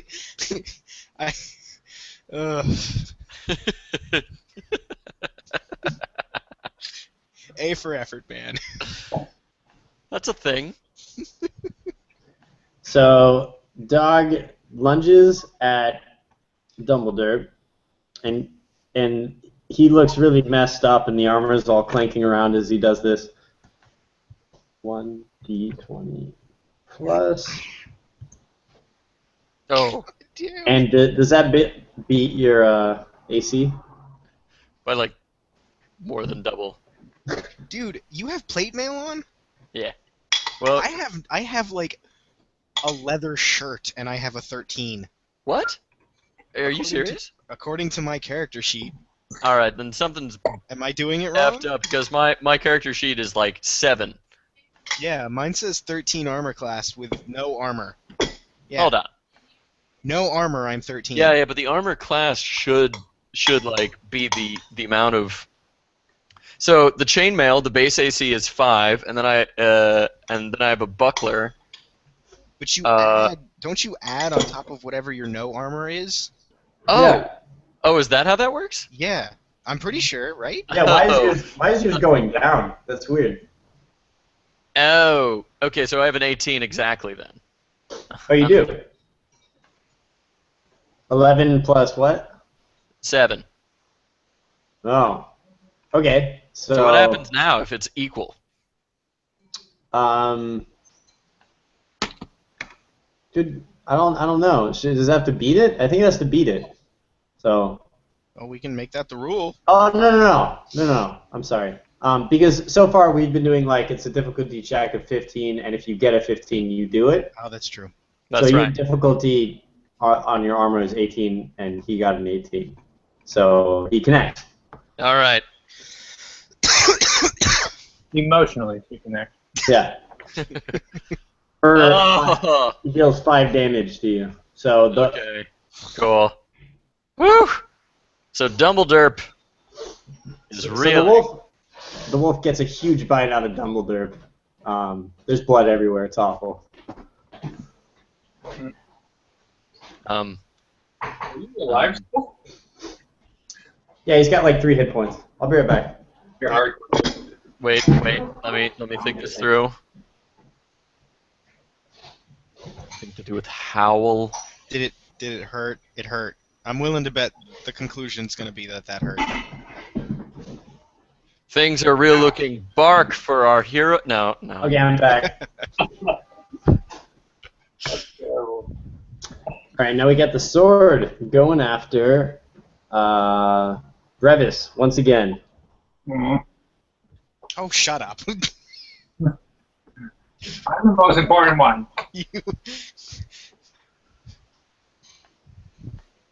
Alright, 1d20 plus 3 plus 2. Slash roll 1d20 plus 2, and this has to be your armor class. Boom! Holy shit. Man, my monsters are rolling super good. Yeah. Yeah, stop that. So Brevis, what's your AC? Wait, guys, I got it. That felt a little rough. All right, you can continue. That was good. I have 14. Okay, so the sword connects. Because I guess I'm not wearing armor. Wait, let me see. Yes, I'm wearing a tunic. Which does nothing, apparently. But I'm actually better with it because I'm dexterous. Alright. I got 3 damage. 1d6. Oh, shoot. 2. Okay, so this time the sword doesn't just graze you, it puts a cut across your side. Ooh. Alright, I lowered my current HP to...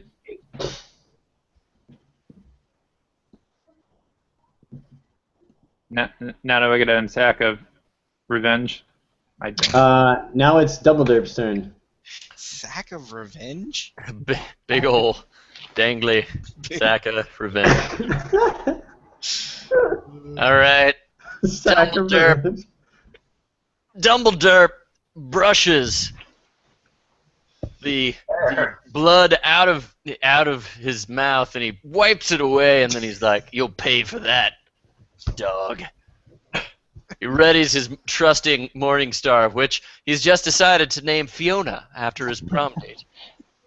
And he says, "Fiona, let's take this bitch out." And he rolls a d20. And then that's plus your strength modifier, too. That's a 2. Okay, so you rolled a 17 against this thing's not that good armor class. So you got off a hit on this All right. creature, on this mechanical, magical thing. And I'm rolling a d6. Boom. All right. Let's see how much that messes him up.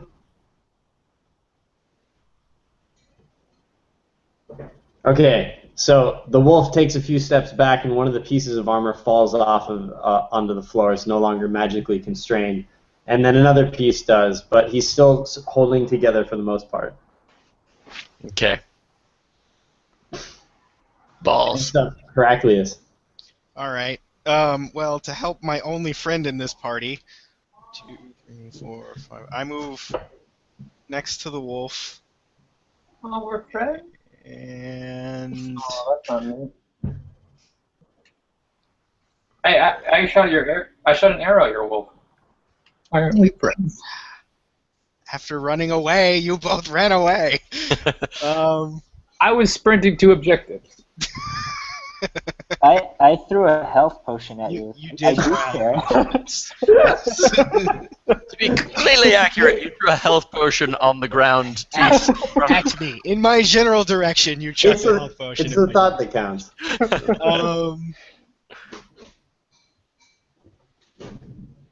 Okay, I'll do Ray of Frost because I'm worried that the fire will burn Dumbledore. Okay. You could do your fire thing and just angle it, you know, like you do it like this. Oh, sorry. Yeah. Like you do it like this kind of thing. That makes sense. That's Like a good point. You have control over it, so if you don't want to hit Dumbledore, you don't have to. If you were in another configuration, it might be impossible, but here you could do it. Okay, well I moved 1, 2, 3. You'd have to move one step closer to the wall. Yeah, and I only moved 5. 1, 2, 3, 4, 5. Okay, Yeah, so that's 6, and then yeah, I'll do that instead because I like that spell better. Cool, do it. So he's got to. So the wolf has to roll a save. Yeah, hold on, I'm trying to find the spell. What do I need to roll? No, it's just the wolf rolling, I think. 1d6. Yeah, all right. So what does that spell say, really quick? For what I have to roll? You Dex saving throw. Okay. So I gotta check out this wolf's dexterity. It's pretty high, so he gets a +2. And 14 is what he has to hit, so he got it. okay, so the wolf ducks under the flame because I guess you aimed it a little high. Well, it still takes half damage. Okay, he ducks under the flame, but it's still super hot. So Good save.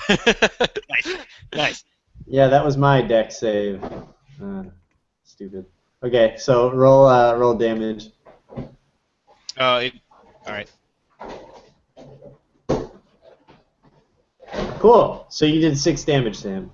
Sweet. Or 3. 3. Oh right, because it's halved. Not bad. I'm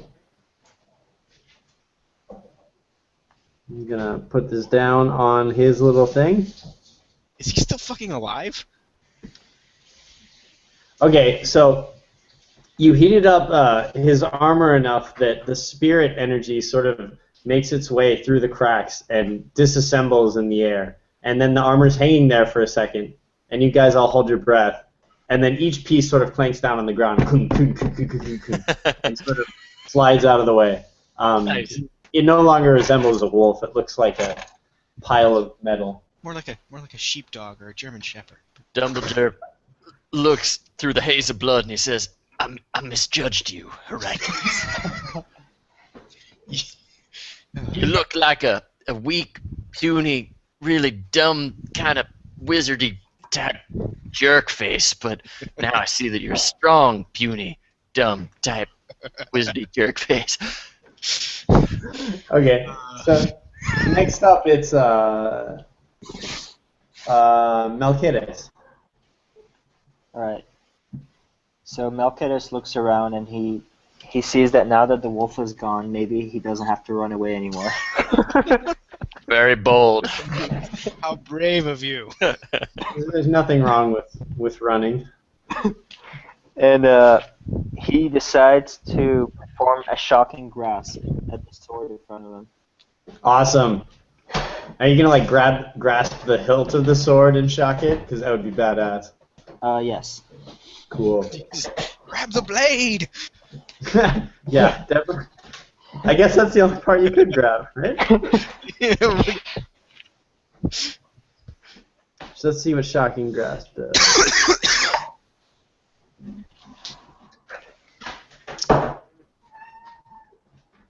Okay, so this is going to be versus his AC, and because he's made out of metal, you get to roll 2d20s and take the higher one. Okay. And then do I add my strength modifier to this? Because it's a melee. Yes. Cool.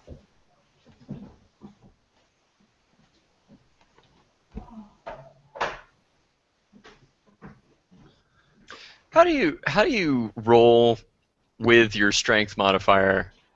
You just baked in? do plus at the end. Do you do plus STR or something? I just do it plus the number. Oh, okay. So I do. There might be a way to do that. There probably 1, 2, is. plus 1. Okay, so that second roll is good. So on the hit, the target takes 1d8 lightning damage, and it can't take reaction until the start of its next turn. Cool. Hey, no, that didn't work. Sorry. But it did. So, And Um, then, can I do a move after an action, or I have to do a move before the action? what did we decide on this one? I don't know what Once you we're do doing. the action, Before. turn's over. Yeah. Okay, got it. Okay, so we're gonna now you roll what was it? 1d8 to see how much damage you do. What's up, Eric?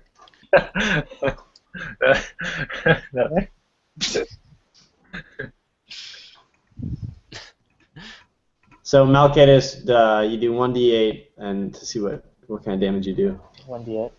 Mm-hmm.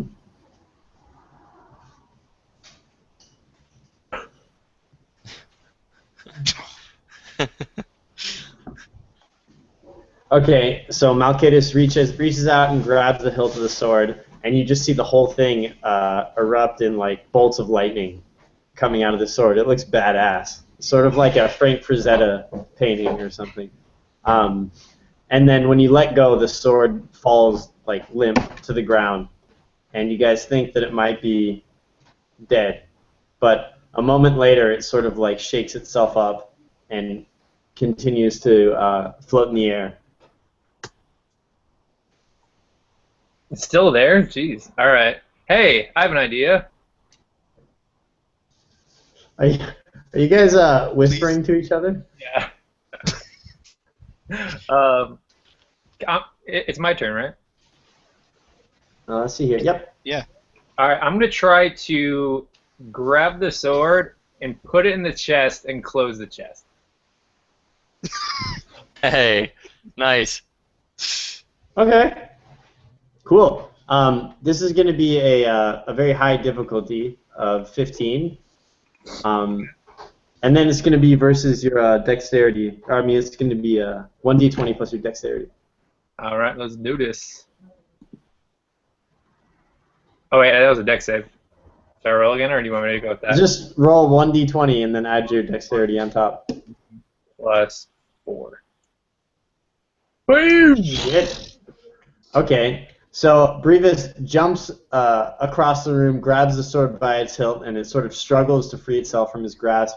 He opens up the chest and slams down the sword and slams down the top of the chest. Sits on it. Just stay there. We'll all leave. You're smug. Okay, so the sword's inside the chest, and it's rattling around inside of there? Yeah, I love smug. I assume we're still in combat then? No, I mean, it's unless you open the chest. Okay. All right. Um, All right. First move. I've got a healing kit in my backpack. I'm gonna come over to my good buddy Heraclius and make use of. I need to remember to buy another healing kit. But the healing kit D&D, 5th edition. Oh wait. Oh, sorry. I can use it to stabilize a target. Yeah, so if they're at 0 HP. I have a health potion from last time. Yeah. Hey, Mike. You each have a health potion. Yes. So I drink my health potion. Oh, okay. How does that work? Uh, I drink it up. I didn't bother to look it up. Health. Unlock the chest. Yeah, you could do that. It sort of locks closed as soon as you close it.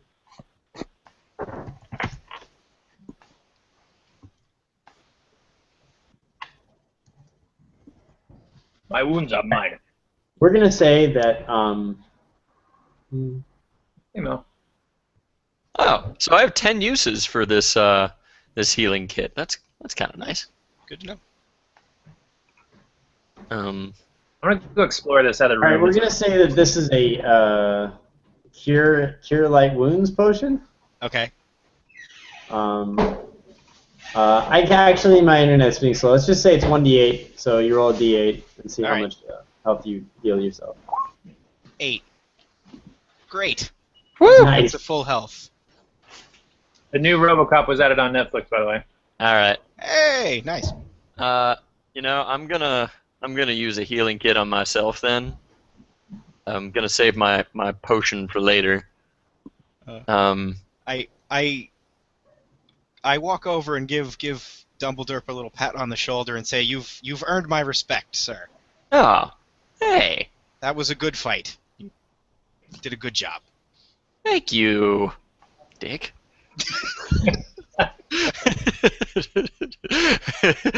Under my breath. All right, no.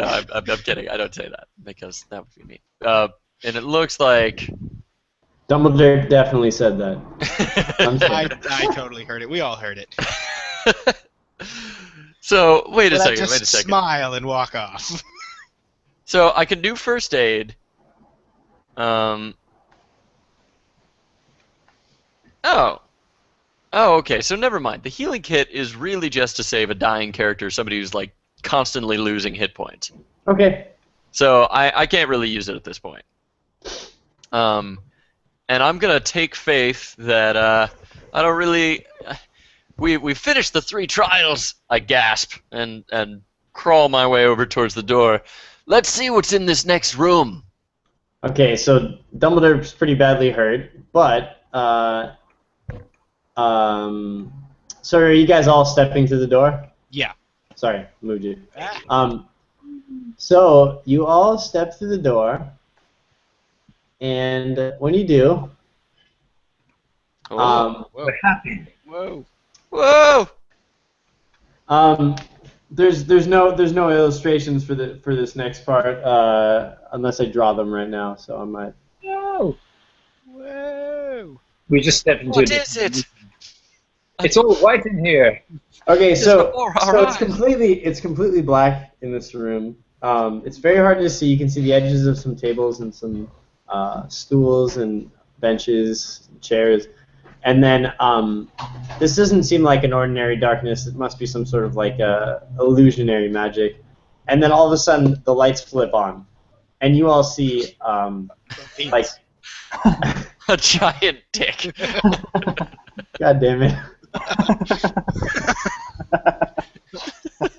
Get this out of here. I wonder who that was, Eric. I don't know what you're talking about, dude.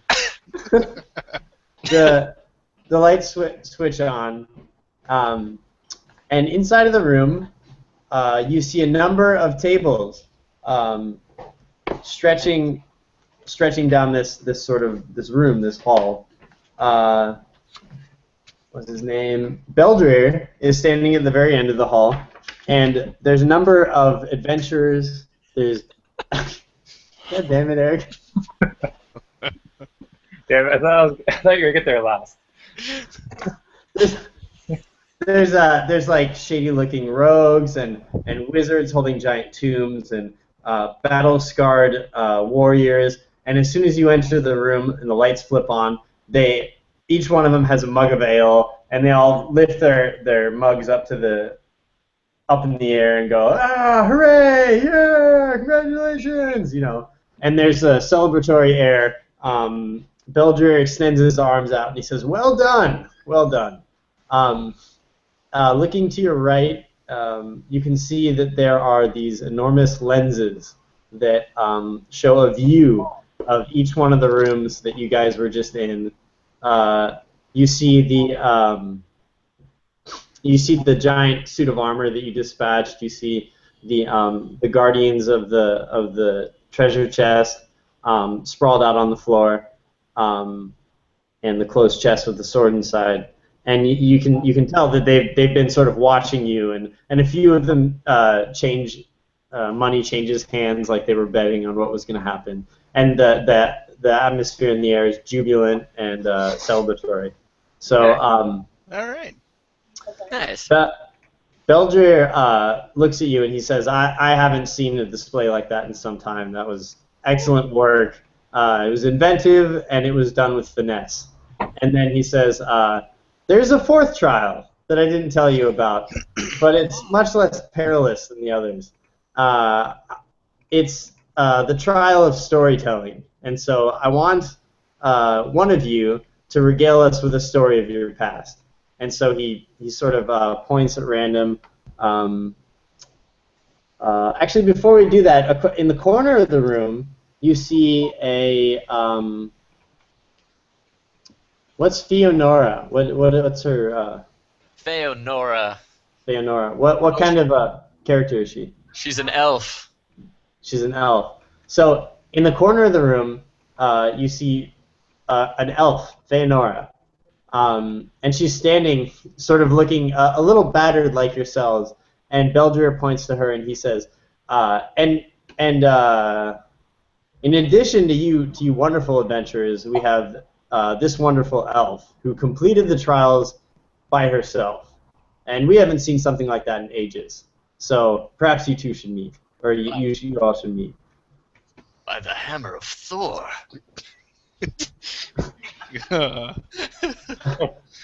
Great Merlin's beard. What a beautiful wench. Is Mara around? I am. Wow, that's wow. Cool. Hello. I say hello. It's almost as if I could see her in front of me now. I ignore Dumbledore. Okay, so Dumbledore is interested in this character, and she doesn't really seem interested in him. It must be his super low charisma.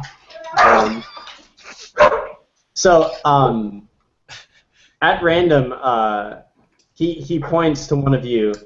I'm gonna do a D6. If we get a 6, we'll roll again, but it's gonna be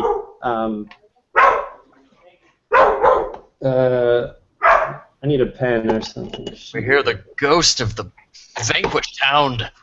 Alright, so it's going to be Eric, forever. Chris, Derek, Robert, who else do we have? And then Mark. Okay, slash roll. Is there a D5? Yeah. Yeah. 1 D5. Alright, so Beldrir points to Brevis and motions him to stand up on the table and regale them with the story. And basically, you're going to roll a charisma check to see how well you tell the story. Okay. So it's just roll 1d20 because I don't know what a save is. Okay. You know what that is? No clue. 1d20, and then you're going to add 1. Okay, so Brevis gets up, and you can either roleplay this. He tells a wonderful tale of something. You can either tell an actual story, Eric, or we can just say that you told it. All right. So I want to hear Brevis's story. Brevis. All right.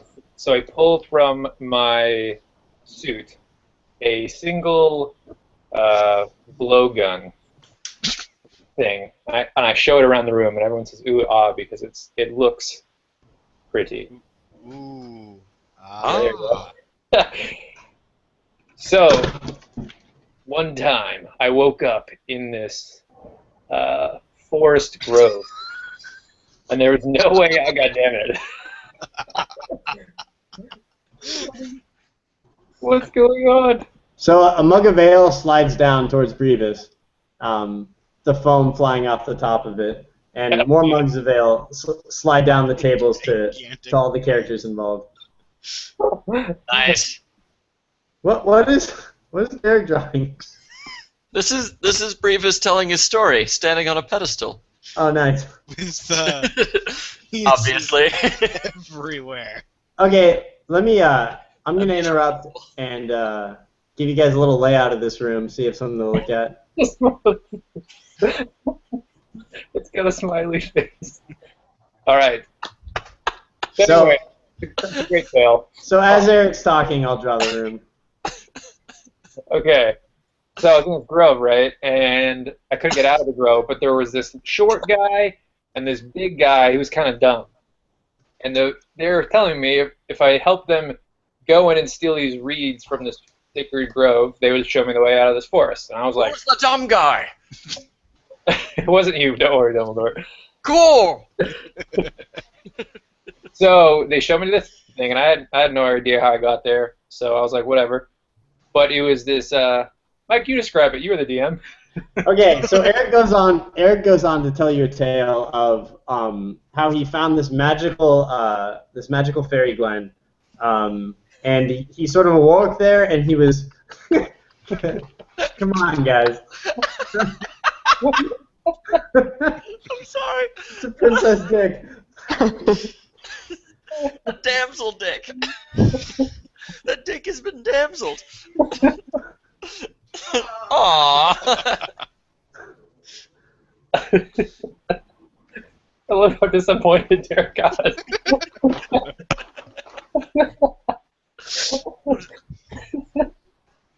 Oh, There you man. go. By the raven of Odin.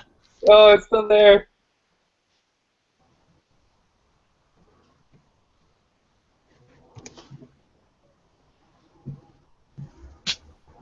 Okay, so still drawing dicks. No, I'm drawing skis. What? It's on skis.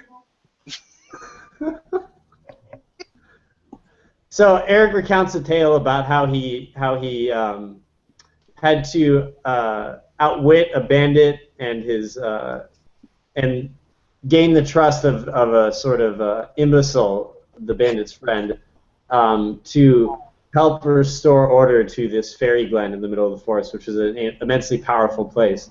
And from it, he was awarded this reed, that the bandits were actually after. And the bandits were after was after this reed because it could be fashioned into like an extremely lightweight weapon, and there are a lot of people who are willing to pay money for it.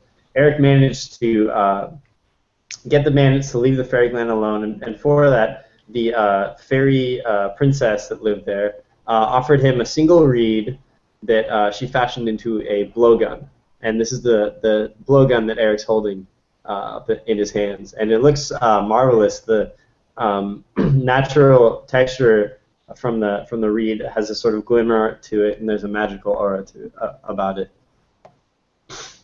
Ooh. Cool. So everyone sort of cheers. Yeah, that was a great story. Yeah, no. This is a really great story. Yeah. And they throw more beers down the table, and they slide down, and the foam's spilling over everywhere, and everyone's getting rowdy and jubilant.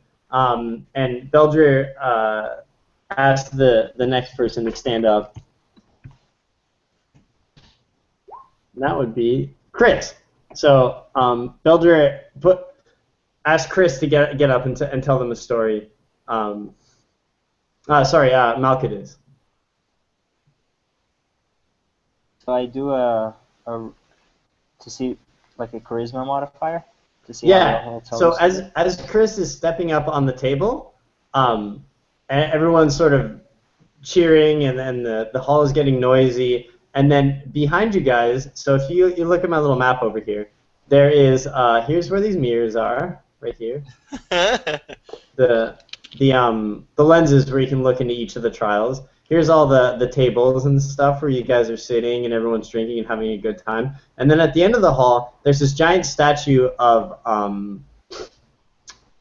what's his name? Bodger, who's the guy who started the Adventurers Hall. And it's carved out of stone, and it's a magnificent statue. And from the point of where the statue is, there's this, before Chris has a chance to deliver a speech, there's this brilliant flash of light. And as your guys' eyes adjust to the light, You turn around to see where it came from, and emerging from the shadow is the exact likeness of the statue, but in a sort of spiritual aura form. And Baudrier steps forward and to address you. And those of you that are looking around at the reactions of the other patrons of the Adventurers Hall notice that this is not something that they have ever seen. Every single one of them is either scared or taken aback, or their mouth is just hanging wide open. And Beldrir, especially, the grandson of the spectral figure that's stepping forward, and he sort of falls to his knees for a moment. The spectral image steps forward and says, "Congratulations, you all did very well, but I did not come here to give you praise. What I came here for is I need assistance, and you adventurers have something unique. You see, on a continent far from here lies my tomb, and my tomb, there are plans being laid to raid an item from my tomb, and this item has great power. It cannot fall into the wrong hands, and I need you to protect my resting place." And at this point, Beldrir sort of reaches out, and Baudrier sort of comforts him and says, "You look well," and all the rest. And then Baudrier goes on to say, "If it's not enough to simply do the right thing, there are 5 magical items that are housed in our tomb. They were buried. The tomb is called the Family Tomb of Thelhelm, because this guy's name is Baudrier Thelhelm. And it has his parents and his grandfathers and his ancestors for generations lie there. And when Baudrier was an adventurer, he had a group of 5 friends. There was a rogue, a wizard, a cleric, and another wizard, and somebody else. and they each had a powerful item that was buried with them in order to gain acceptance to the family tomb. And he says that these items are no longer useful to them in death, and they had already paid for their eternal resting place. And he sort of disappears for a moment, and you see like a montage, like almost like Thundercats style or Saturday morning cartoons, where you see each character jump down and like reveal his special move or power. There's a rogue that appears, and he has this cloak, and as he twirls the cloak around him, he completely disappears from view. And then there's a wizard that stands before you, and he places a ring on his finger, and his eyes glow white, and there's a sort of magical energy that emerges around his head and his hand. And then there's a cleric that steps forward with a massive hammer. He slams the hammer down on the ground, and there's these creatures around him that seem stunned and confused. And then there is a bard that steps forward with a magical flute, and he plays a little tune, and a bolt of lightning shoots out, and there's the bolt of lightning forms the shape of a bird, and it dive bombs off screen, in quotations. And then finally, there's a warrior that lifts up a sword in the air, and the sword catches fire. And then you see this energy disappear, and there's Baudrier surrounded by his 5 friends, each holding their magical item. And he says, so each of these items could be yours if you choose to help my spirit rest. Hell yeah, let's do it. By the hammer of that cleric guy. I want that hammer. I call dibs on the cloak. So he says, then you agree. Oh yeah. Absolutely. Oh yeah, I think I speak for all of our companions, with the exception of the gentle lady elf lady person who's super pretty, and I don't know if I can. But yeah, I think we're all good for it. So Continues to ignore Dumbledore. She's really pretty, guys. I'm having a hard time hearing Mara. Oh, let me get this thing over closer. I'm continuing to ignore him, Robert. Okay, the spirit of Baudrir says, "Be well, Builder," to his grandson, and he reaches out a hand, and then he says, "It is done!" And then there's a huge flash of light. There's a two-toned sound. It sounds like a didgeridoo and a really high-pitched noise at the same time, sort of and a brrr simultaneously, and you feel this like warm rush over your body, and you're entirely healed. Hey! When Potion, damn it. your eyes adjust, when your eyes adjust, there's just a statue there standing completely lifeless. Beldrir sort of walks up to it and waves his hand in front of it like he can't believe what just happened, and everybody in the hall is like completely stunned. There's some people who stood for that entire duration with the mug like sort of half up to their lips, just sort of looking around like, what the fuck just happened? And Beldrir says, well, then I guess it's done. I'll have to get you to the resting place of my ancestors. All right. Can we get XP first? Oh yeah. Yeah, let me look that up really quick. I say that to Beldrir. Yeah, I got all your XP right here, dude. I feel like that's said with a middle finger. Alright, skeleton gives you 50. Total or each? I think you got divided up, actually. I don't know, we should look this up. I think each one of the things in the last room gives you 50. So, And each one of the traps that you figured out in the... there were 2 traps in the intelligence room. Those each give you 50. So alright. total, that is total? 250. 250 divided by 5. No, let's just do each. Plus our original 200 from the first room. Right? Yeah. Mm-hmm. So, So, Oh, Cat is eating the microphone. Sorry, guys. XP for next level is 1,000, right? right. Okay. We're halfway there, almost. Go to your character sheet, and actually, since Mara, or I mean Feanora, went through all of this before us, she also gets the XP. Yeah, she'll have the same XP as you guys. All right, so if I'm not mistaken, that's somewhere close to like 450, right? Exactly 450. Good math skills. So, baby, you go back to your scroll up and go. My character sheet. It looks like you have an NPC sheet Do we? Oh, you're for Feanora. I'm a monster? Yeah, you're a monster. oh. You're a monster. So we'll just have to update that with a proper character sheet for either now if you guys want to keep going or next week. Yeah. Why? Yeah, let's keep going. I'm done.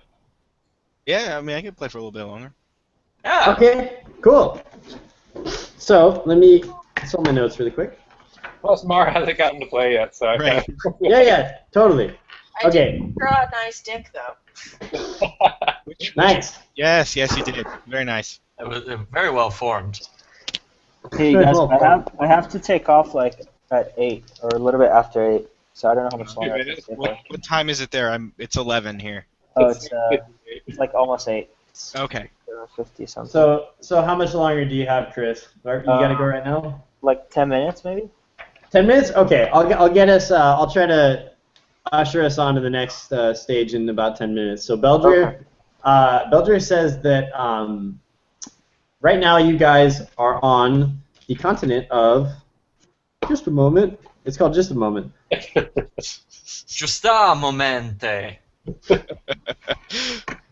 I've heard of this. Great continent.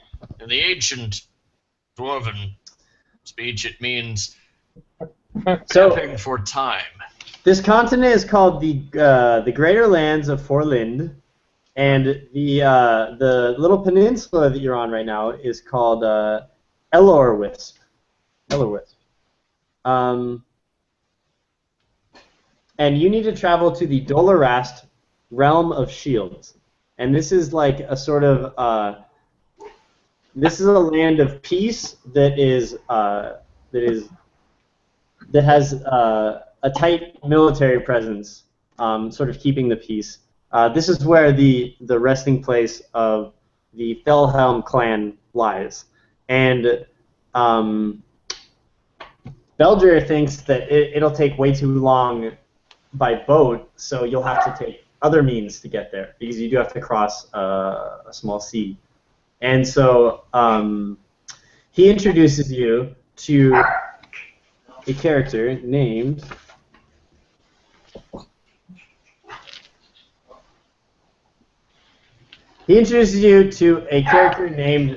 Tor, who is also in this village of Elowish that you're hanging out in.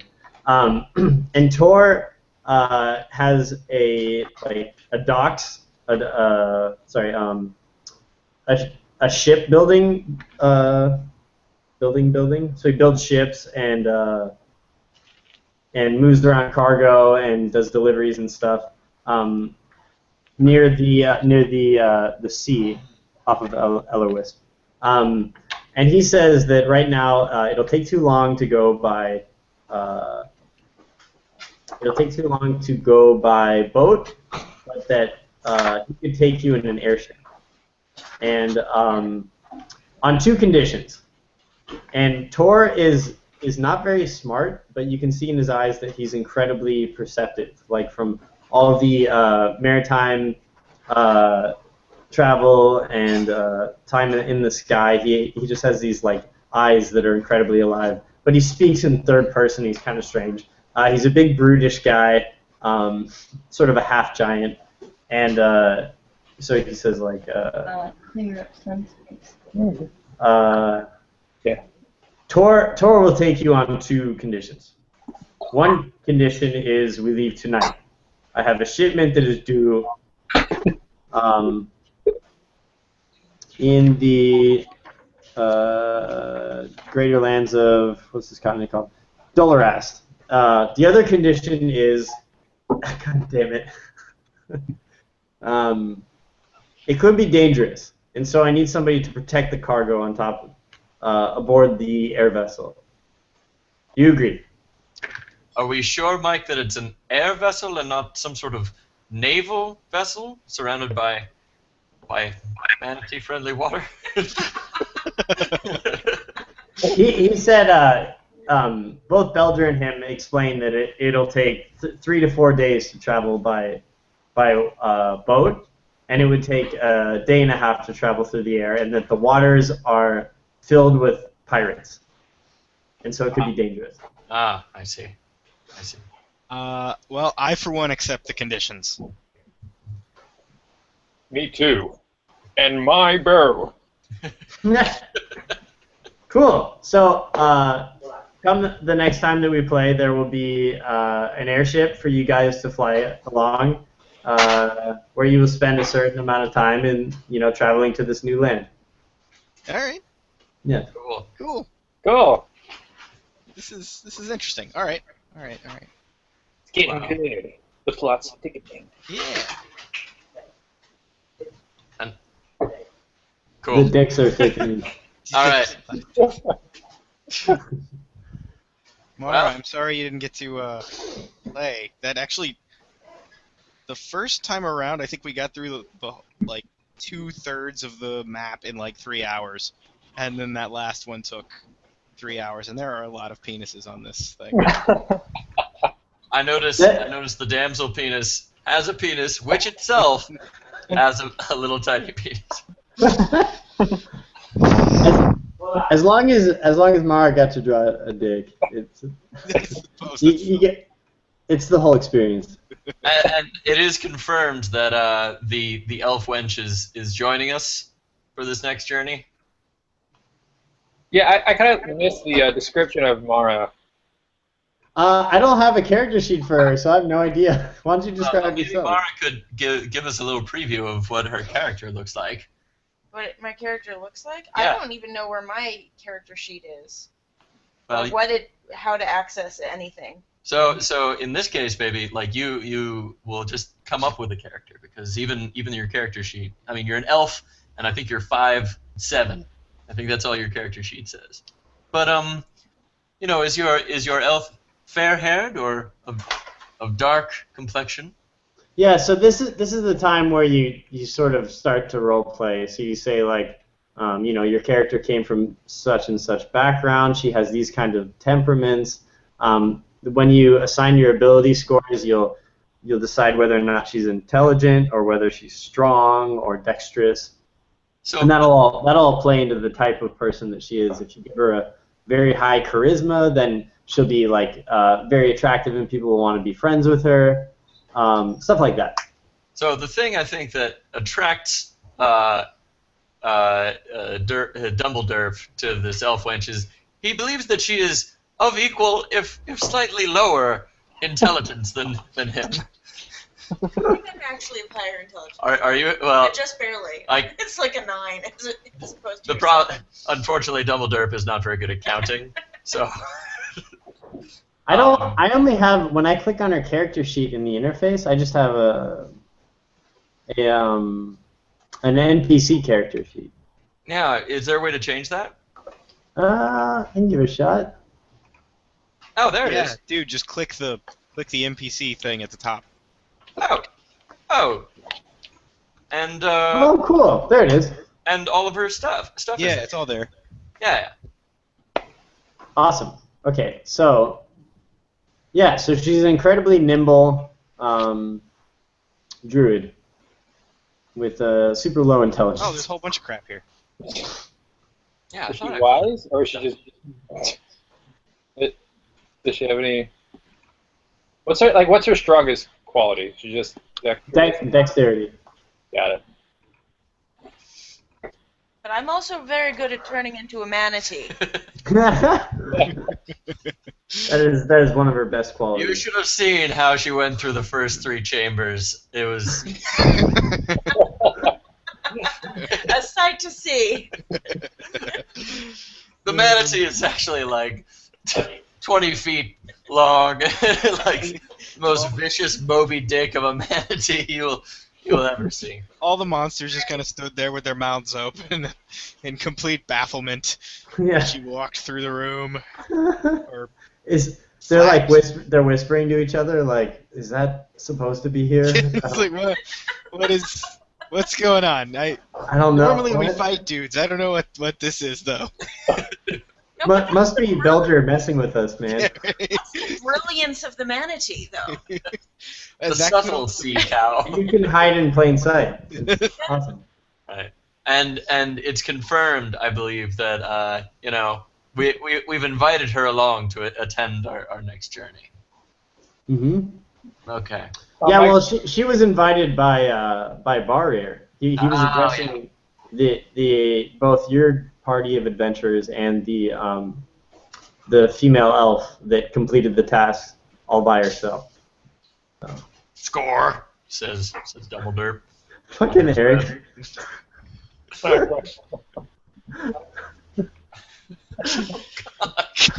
God, man. Oh my god.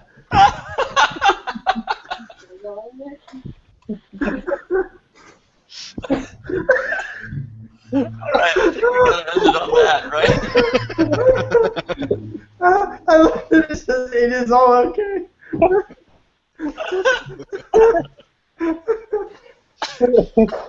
Okay, I think that's gonna be the end of our. Right.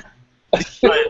Well, tune in next time to join our heroes in another epic battle that will truly have. So, what I learned today is that if I don't draw something cool for you guys, there will be consequences. You will draw dicks. So I'll make sure to draw something very cool for next time. Sounds good. Oh man, this is good though. I like this. I had fun. This thing right here is awful. Whatever it is.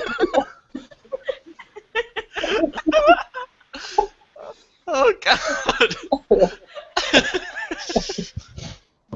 It is all. Guys, it is all okay.